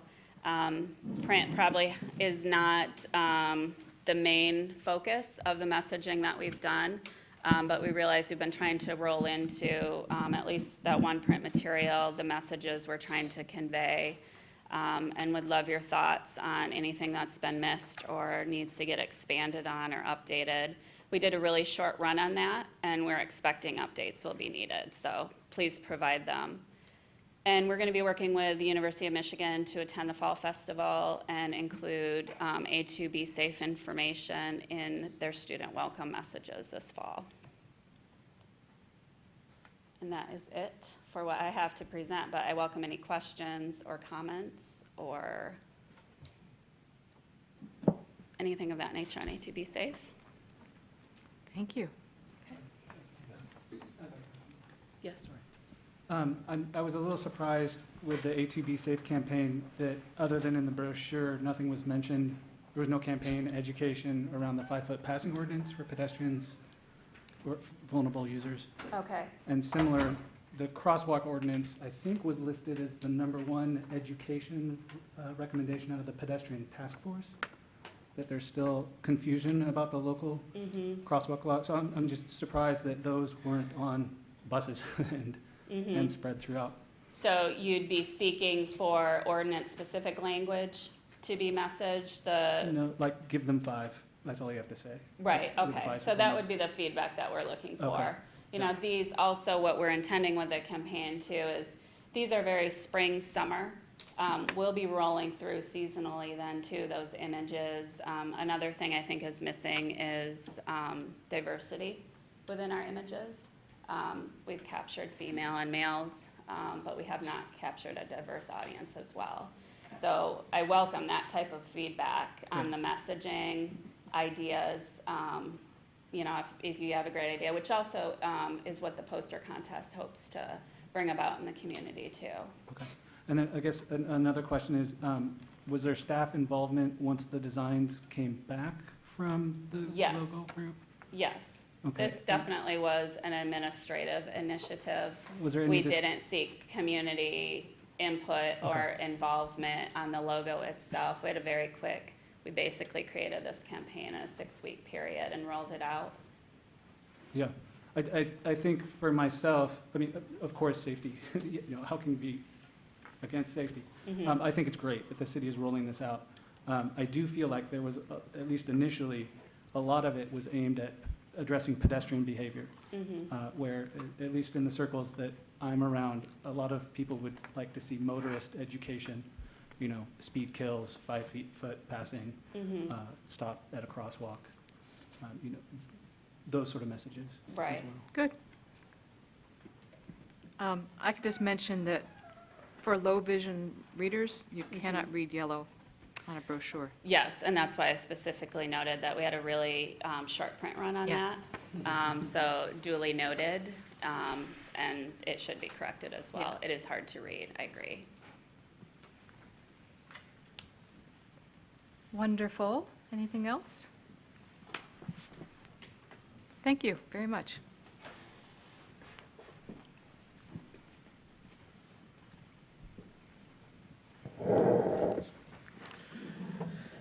As Mr. Lazarus mentioned, I'm Nick Hutchinson. I'm the city engineer. And I want to thank you for having me here this evening. I've got two presentations here. I'm going to start with a presentation on the work that we've done on school safety thus far. And I'd like to start that off by mentioning that obviously there's been a recent focus on pedestrian safety around schools. And in reaction to that, we've started doing some upgrading of some of the crosswalks and things in the areas of schools. So I'm going to talk about that in my presentation here. I wanted to, before I go into that, I had seen some questions about how the city and the public schools work together and collaborate. So I wanted to touch on that real briefly here before I kind of delve into some of the details. The main way that we collaborate with the public schools on safety is through the Transportation Safety Committee. That's a committee that is run by the public schools. It includes various members of city staff and the county and various other entities as well. And the purpose of that committee is basically to collaborate and coordinate on safety issues. And so any kind of safety updates or upgrades that we do in the vicinity of schools for years has gone through this committee, and with the purpose of being approved by that committee and making sure that we, in what we're doing, are not operating on an island, but we are also meeting the needs of the schools as well. So you'll hear me mention the TSC probably several times through this presentation, and that's what I'm referring to. And that group serves as the clearinghouse for any near school safety updates that we undertake. What I'm going to share with you in this presentation is based on a report that staff sent to council in January of 2017 and a follow-up memo dated February 9th. And also a list of top priorities that the public school sent to us in a letter. And with all of that information together, staff prioritized what we needed to do into 4 tiers, and I'm going to go through those in some detail here. The first tier of work that was identified, you could kind of consider this maybe the low-hanging fruit. This is upgrading signs and pavement markings near all schools throughout the city. This work is routine maintenance work. It's funded through operating budgets, as Howard had mentioned, and thus is not something that would show up in the CIP, for example. So, as I mentioned, we used existing maintenance budgets to do this. This is kind of work is funded that way anyway, so we kind of moved the school stuff up to the top of the list for maintenance. The 3 main things into this category were pavement markings. We've gone around over the course of the summer and we've renewed pavement markings for crosswalks, for example, around 22 of the 24 school locations. Those are the 2 that are remaining are just pending resurfacing work to be completed. So I'm essentially considering that about done. The second category was updating signage. And we've done that at about 16 of the 27 locations. This data is from the end of July, so I think there might be a few more that have been done since then. Updating the signs to more high visibility signs. If you're wondering what that is, if you look at where it says school on the top of the picture up there, the bright, very bright yellow, kind of almost greenish yellow, that's what we consider the high visibility. And in some cases, putting those on the posts as strips on the posts as well to make them more noticeable. And then the third thing was the installation of school speed zones. This was based on requests from the public schools. School speed zones actually have to come as a request from the school superintendent. And there were 5 locations that qualified for those school speed zones, and those have all been put up now. So the second category is what we call our Tier 2 improvements, and those are, these are more into the capital improvements. So in referencing the CIP, if this work was collectively big enough to make it into the CIP, it would show up in the CIP. However, this work was started again after the last CIP update. So, but this consists of work on major streets adjacent to schools and a few locations on local streets that are adjacent to middle schools. And again, this is referencing back to the top priorities that the schools identified for us. And some of the work that's associated with this are the installation of rectangular rapid flashing beacons. It's hard to say, RRFBs. And we have thus far installed those at several locations at Huron, Pioneer, and near the Pathways to Success School, which is on Packard near Stone School. That's actually the picture on the slide here. The second area is looking at crosswalk improvements, other crosswalk improvements beyond in addition to the RFBs. And we have we've made some changes to a crosswalk on 8th Street by Slauson. We also just finished a few days ago a bump out at on Division by Community. So that's some of the physical changes that we're making. The kind of the big, I would say, icing on the cake in terms of those is the gateway treatments that are still coming.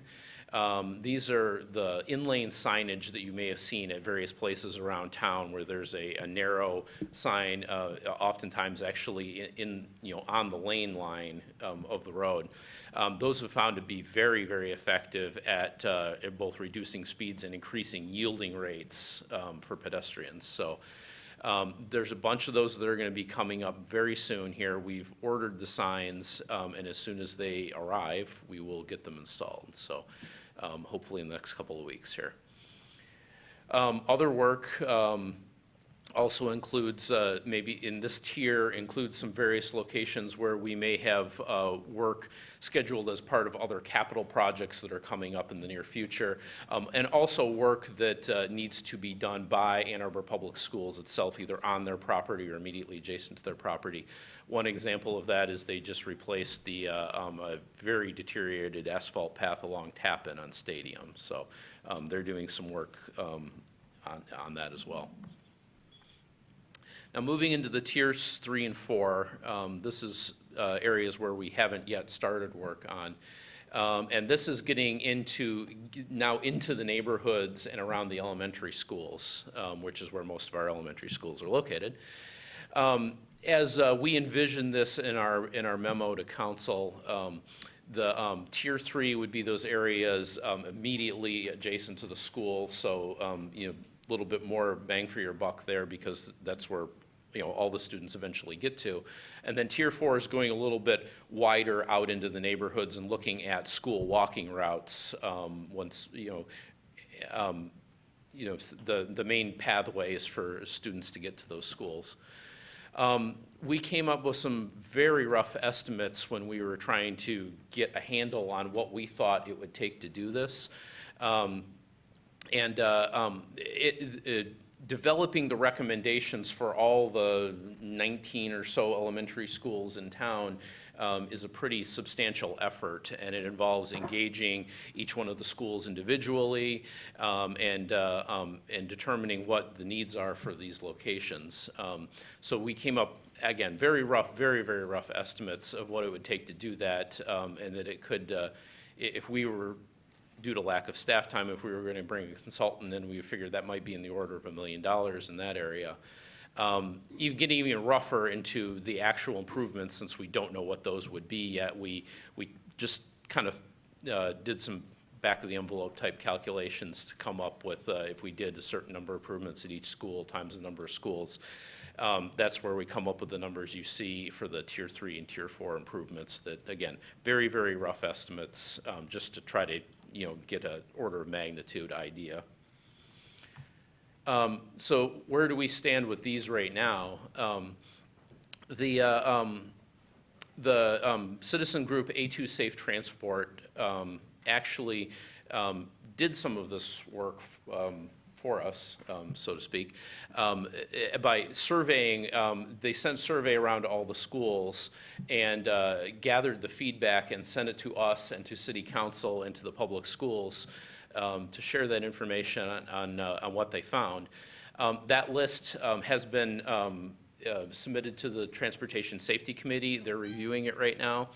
If the Transportation Safety Committee agrees that those things should be the next, next high priority to focus on, then we may take that and make that the next tier 3 improvements to, take another bite out of the apple, so to speak.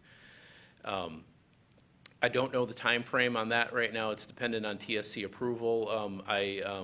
Hopefully I know they have a subcommittee looking at it, and hopefully we will get feedback from the TSC very shortly. Once that's the case, if we want to, if the option is to move forward with those recommendations, or we would then have something that we could sift through and generate cost estimates and come up with a plan for how to start implementing that. In addition to those tiers, I just wanted to mention a couple of other efforts that exist out there. One is the Safe Routes to School grant program. This is a formal grant program that's run through the state, and it's set up with the idea that it's a grassroots effort that comes from the individual schools themselves. So a Safe Routes to School committee would be set up at an individual school, by parents, maybe the PTO there, and then they work with city staff to develop recommendations for how to improve safety around those schools. There's currently only a handful of active committees. I understand that the Ann Arbor Public Schools is trying to get more of these committees developed and active. One of the most recent success stories with that is Northside STEAM.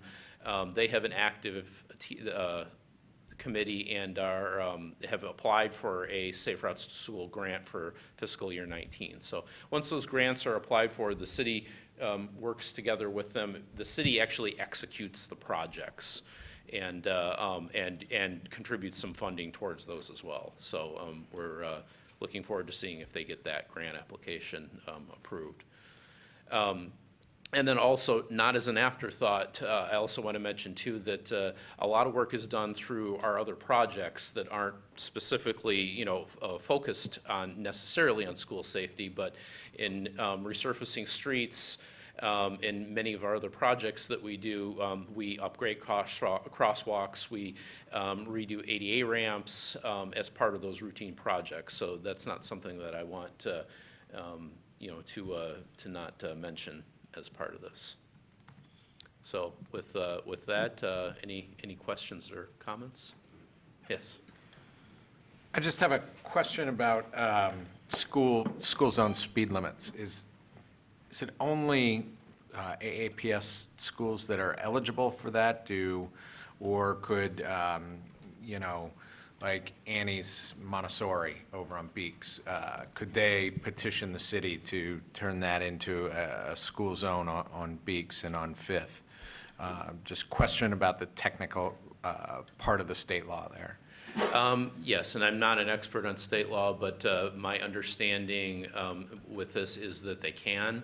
I think what it says, and don't quote me on this, but I think what it says in state law is that the superintendent has to ask for the school speed zone to be put in a certain area, and that's what we followed with Ann Arbor Public Schools.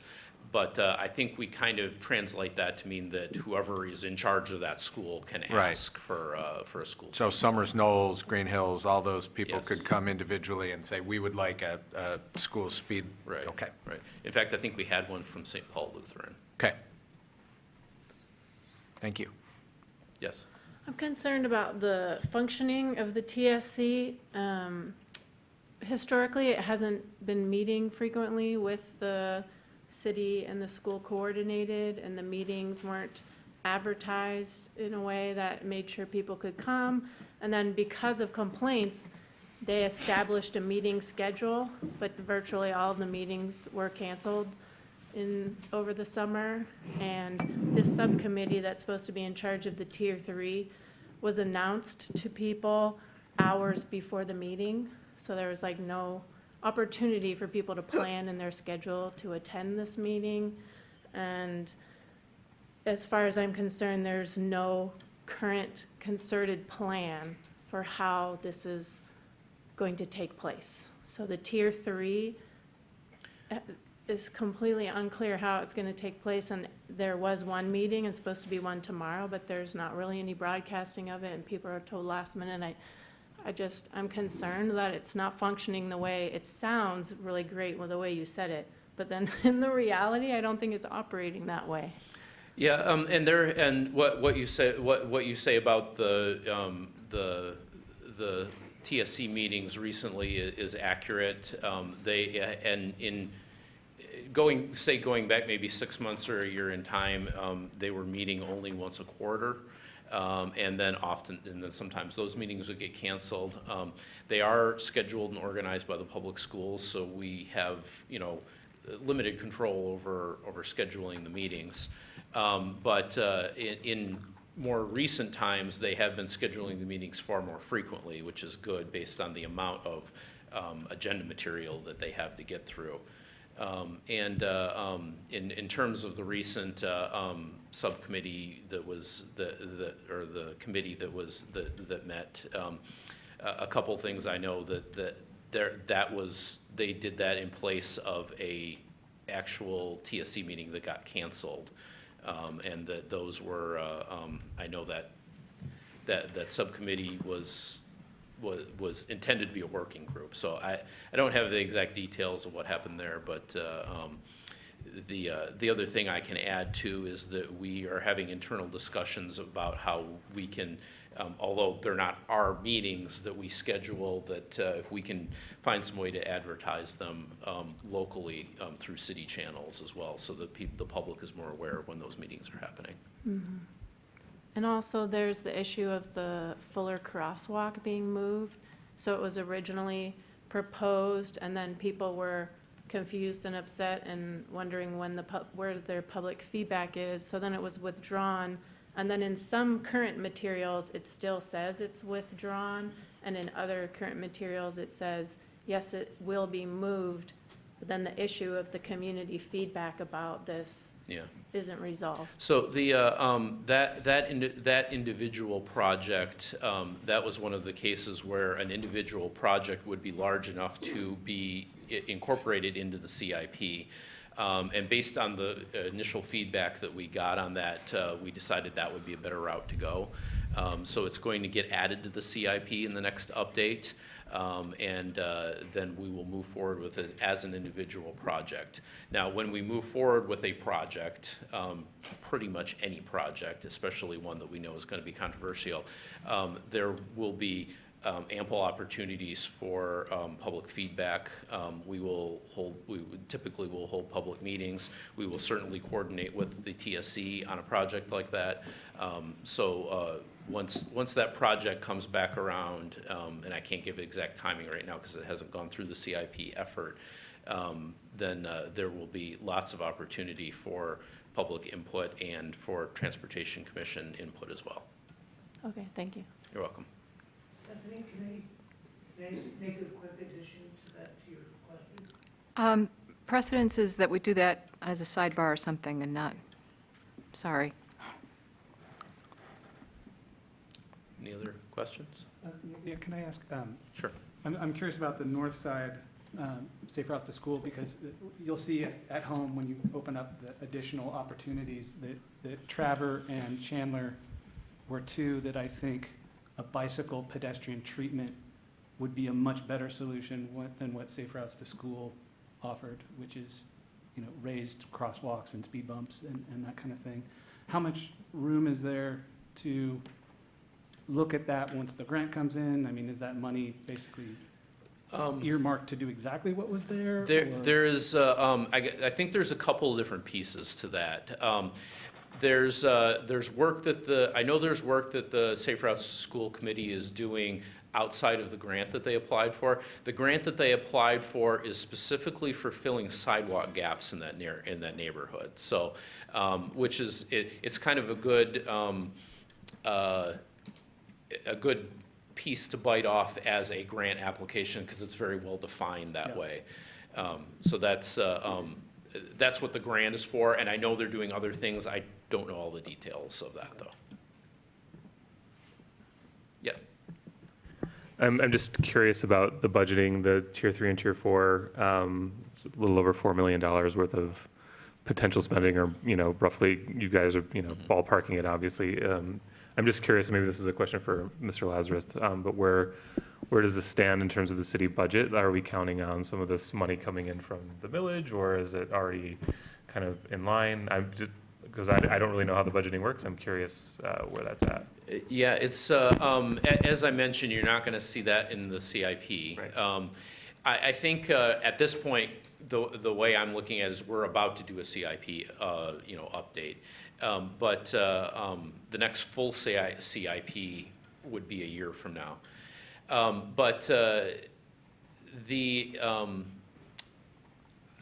I think what I'm seeing as the next step is waiting to see what the TSC says about the A2 Safe Transit recommendations, and then maybe forming that into a new Tier 3, and then taking the opportunity of looking at, are there further improvements that need to be made beyond that? And if so, maybe we can get a better handle on what that is. And then figure out how long it would take to implement that based on what those costs are. Any other urgent questions approaching 9 o'clock? Thank you very much. Okay. Very helpful. Well, I'm just going to stay up here because I've got another one for you, but Okay. hopefully we can get through this pretty quick. So I was asked to come and give you a little brief primer on how transportation funding works. So going to look at various funding sources and how we use them, and where the money comes from and how we use them. 5 major kind of categories here, we'll call them. I'm going to go through each one of these individually, so I won't necessarily go through them all right here. The first category is probably the main funding source that we have for transportation, and that is the street, bridge, and sidewalk millage. This is a city millage, and it has been around since the early 1980s in some form or another. It's a 5-year millage, and it has been renewed, or a version of it replaced every 5 years by voters. Currently, it's at 2 1/8 mils, which translates to an annual revenue of about $10 million for FY17. That was $10 million. Kind of the history of this was that back in 2011, that 1/8 of a mil, that 0.125, was added to the existing, what was called the street millage at the time, for sidewalk repairs specifically. So that was the time when the city took over the responsibility for doing sidewalk repairs and added that 1/8 of a mil to help fund that. So what can this millage be used for? A variety of things.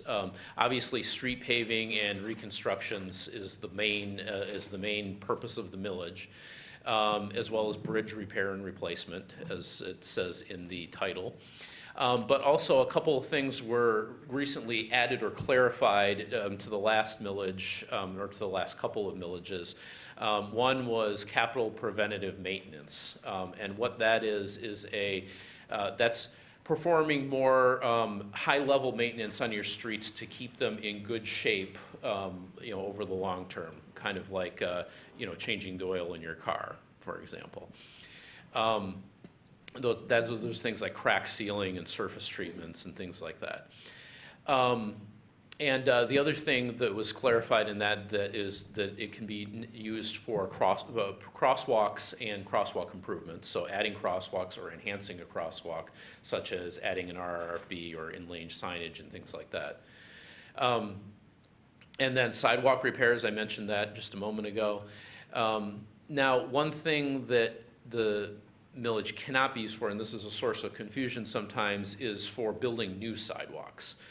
By city code, we're required to specially assess for new improvements such as the installation of a sidewalk. However, we did tweak the language in the last millage to make it clear that we can use the millage as an upfront funding source for that until the special assessments are collected, or to cover the city's share, because there's often some portions of a sidewalk installation project that can't be special assessed.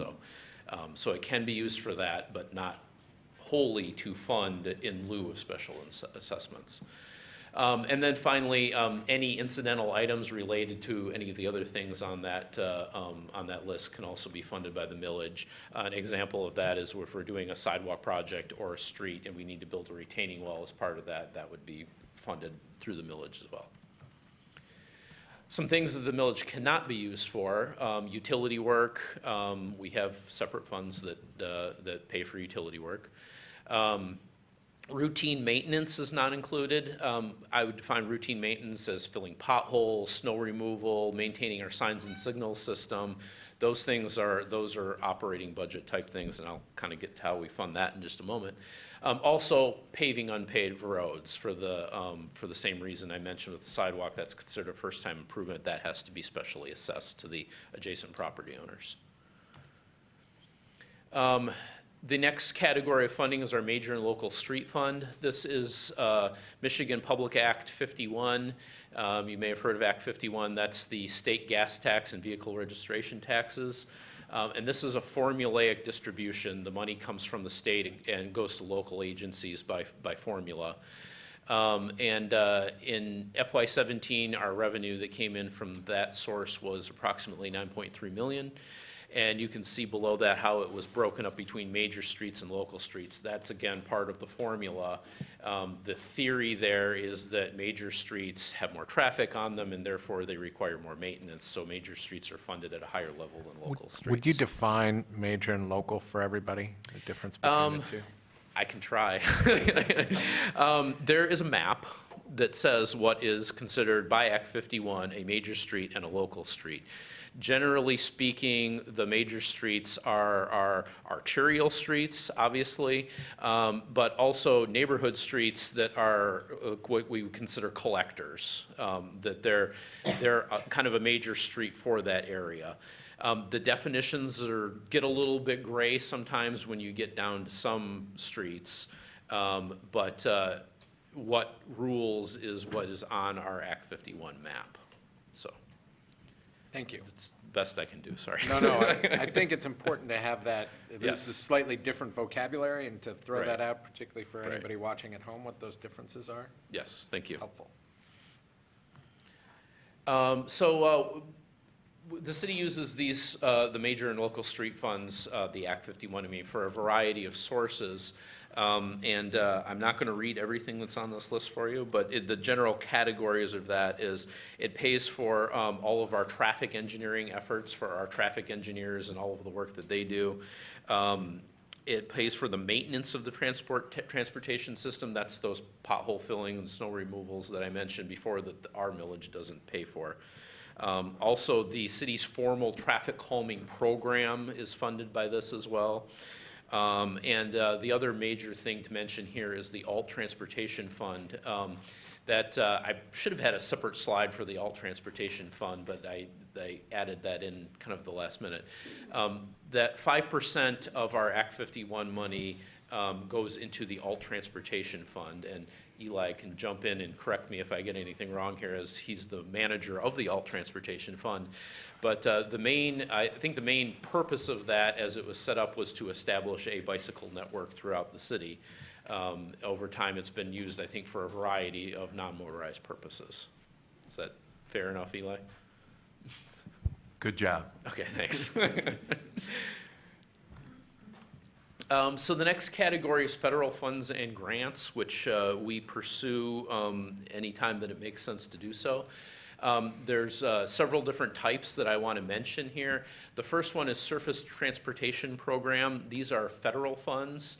And there's a long convoluted path for those funds to get down to us.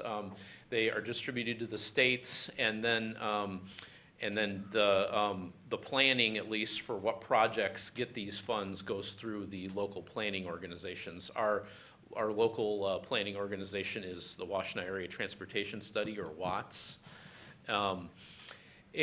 These are probably some of the most reliable funds that we get on an annual basis. Technically, these are reviewed by project on a merit basis. But overall, on average, the city gets about $2 million in projects a year, maybe a little bit more, a little bit less on any given year. But that's about what the average has been recently that we get.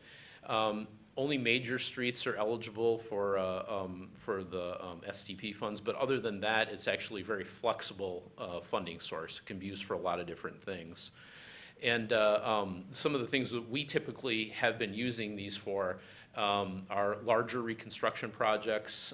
As much as possible, we like to get as much of that money into one place as we can, because there's a lot of strings attached in terms of administrative hassle and paperwork that goes along with these funds. So we've also we also are going to be using it for some of our capital preventative maintenance and also sidewalk gaps.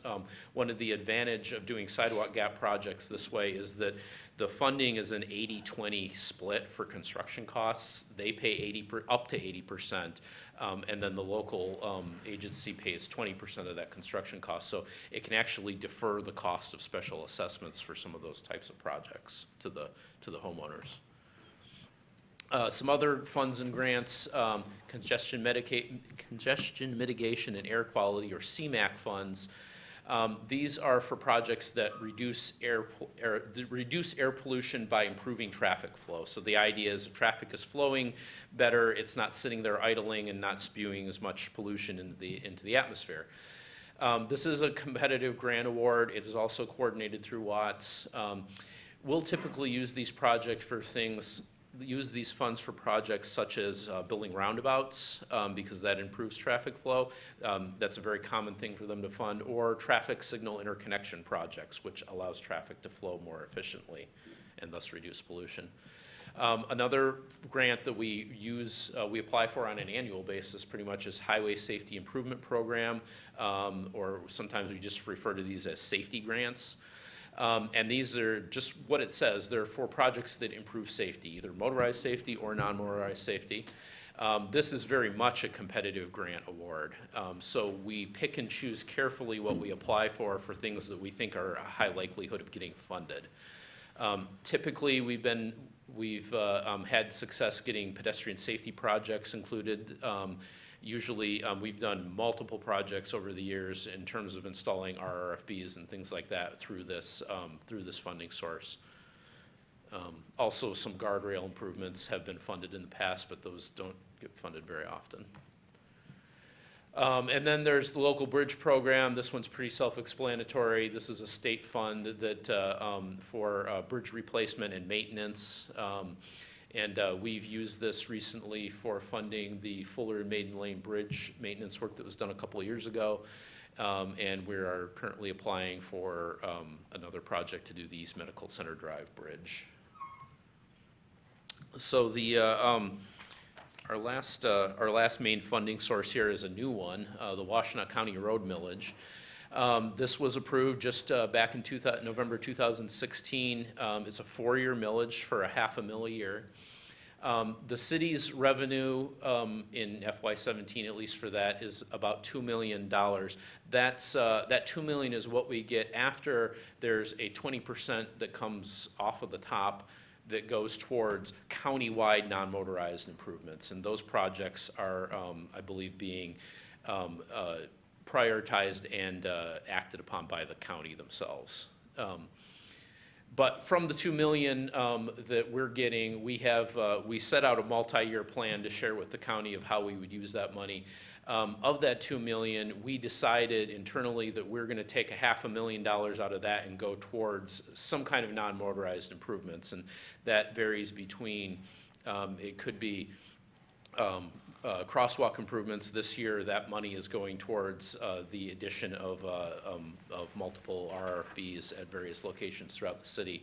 And then going forward, it could be sidewalk gaps, it could be other pedestrian improvements in the remaining 3 years of that millage. So the rest of the work, the remaining $1.5 million, is going towards road improvement works, focusing mostly on major roads, as those are the things that we wanted to stick with, that being that more people from the county as a whole would be driving on those. So that's the end of my presentation on funding. Any questions or discussion?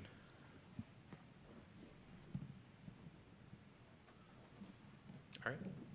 Thank you. Thanks, Nick.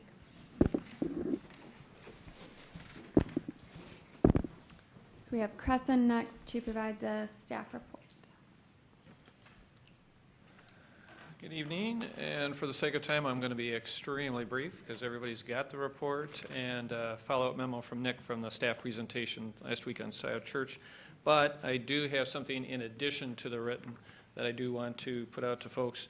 Is a literal up to the minute, well, a couple hours ago before the meeting, update on the Ann Arbor Station project, which is described and has been a part of the updates monthly. But as of yesterday, the 15th of August, the full technical environmental assessment document that responds to the Federal Rail Administration, the FRA, their last set of comments for the documents that we had submitted. We just turned in that full set of documents to them as of yesterday. So they are in for their review. And one of the key things I want to mention was one of the comments they had was they asked for the document to be reviewed by a technical editor, which was done, so that the language, taken some of the technical jargon out of it, so that it would be an easier read for the public when it is able to be put out for public review. So that was done as part of that. We are anticipating hearing from the FRA. They're reviewing the document right now, and we're anticipating that they're going to let us know soon when we can expect to hear back from them officially, when we can release that document for public review and comment. So we don't have an anticipated date, but we're expecting to hear an anticipated date soon, if I'm making myself clear with that. Once that document's put out for public comment by the legislation, there's a minimum 30-day review period. Anticipate that will probably be a little longer, but we also have a process we are looking to get complete for that project, which will also be explained as part of that review process.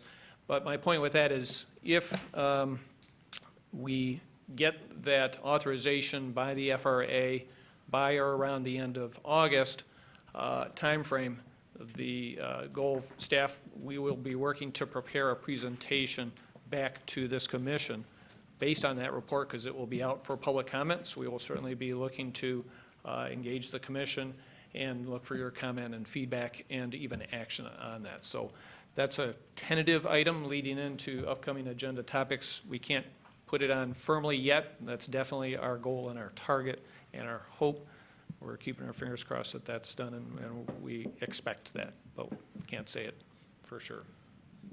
And so with that, to give just a quick heads up, though, Kayla will get into it in a little more detail. As we were looking at the calendar for the next upcoming meeting, noted that our regular scheduled third Wednesday in September falls during Rosh Hashanah.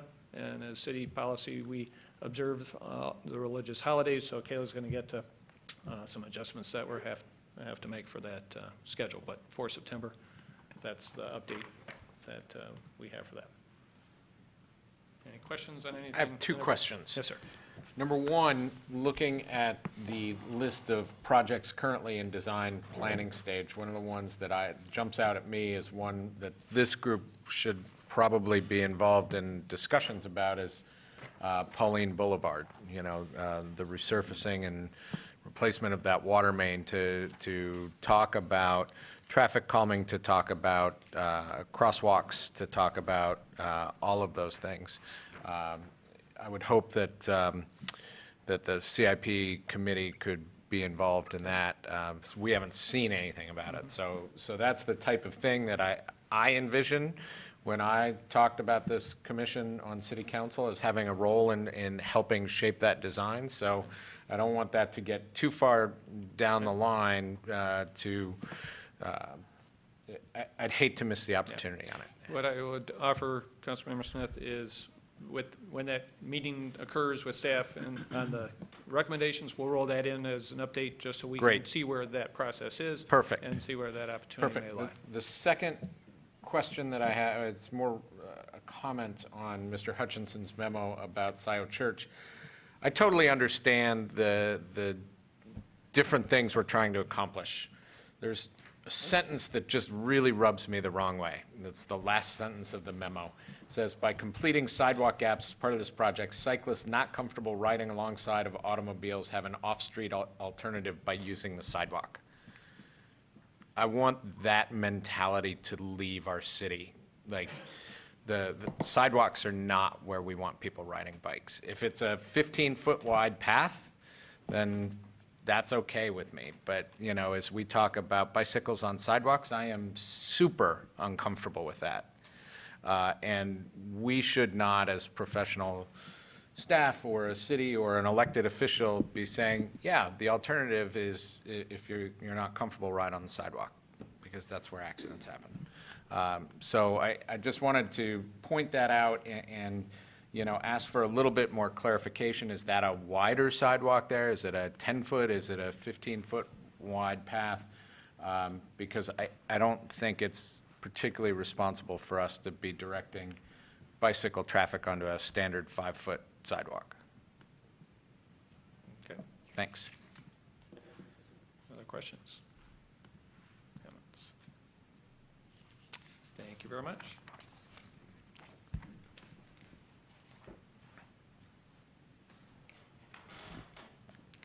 So I think perhaps Commissioner Trudeau is now going to carry us Yes, through. I was just going to say, Linda Diane asked me to take over. So we are moving on to liaison reports. So if any liaisons have a report to deliver.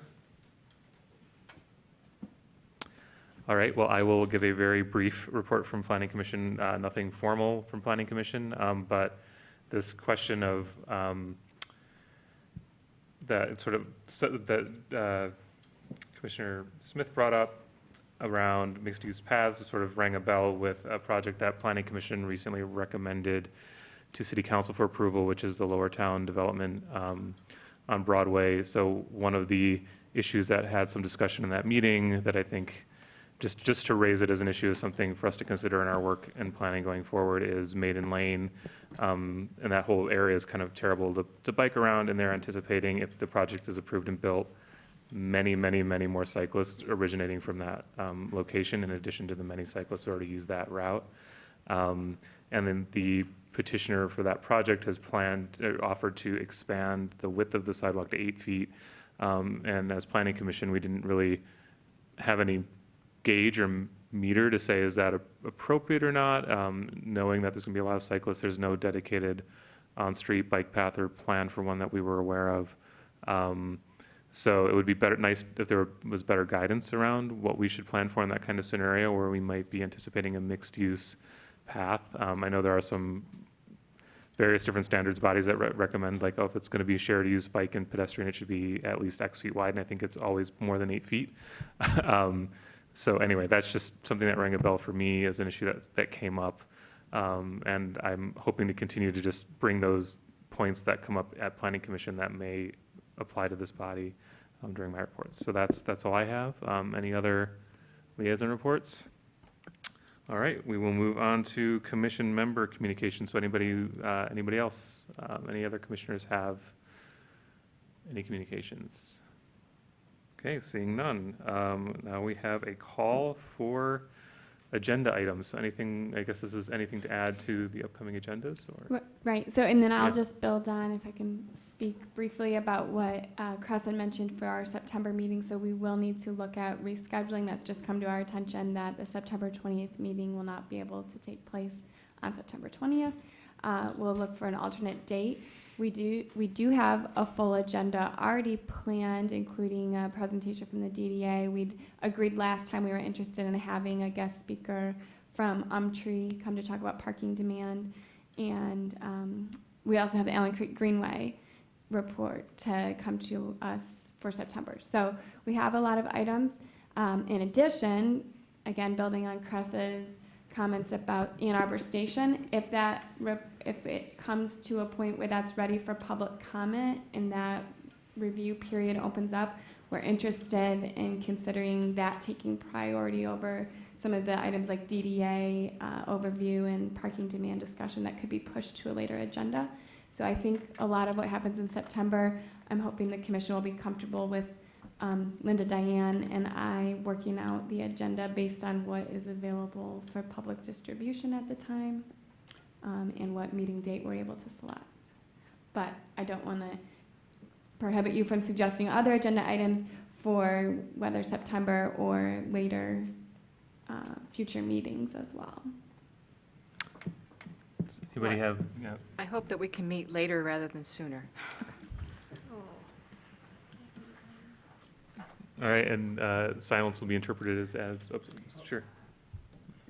I was silent, but I was raising my hand. The AATA Board of Directors is meeting on the 28th. Just letting you know, there's two board members here who will sit on the commission, so that would not be ideal to move it to the 28th, which is a Thursday. And we don't typically meet on Thursdays, but I just wanted to mention that. Thank you. Any other thoughts, concerns? All right. So I think we trust the chair and Kayla for you guys to sort that out. Absolutely. Thank you. Thank you. So, hearing no objections, we will adjourn the August 16th Transportation Commission meeting.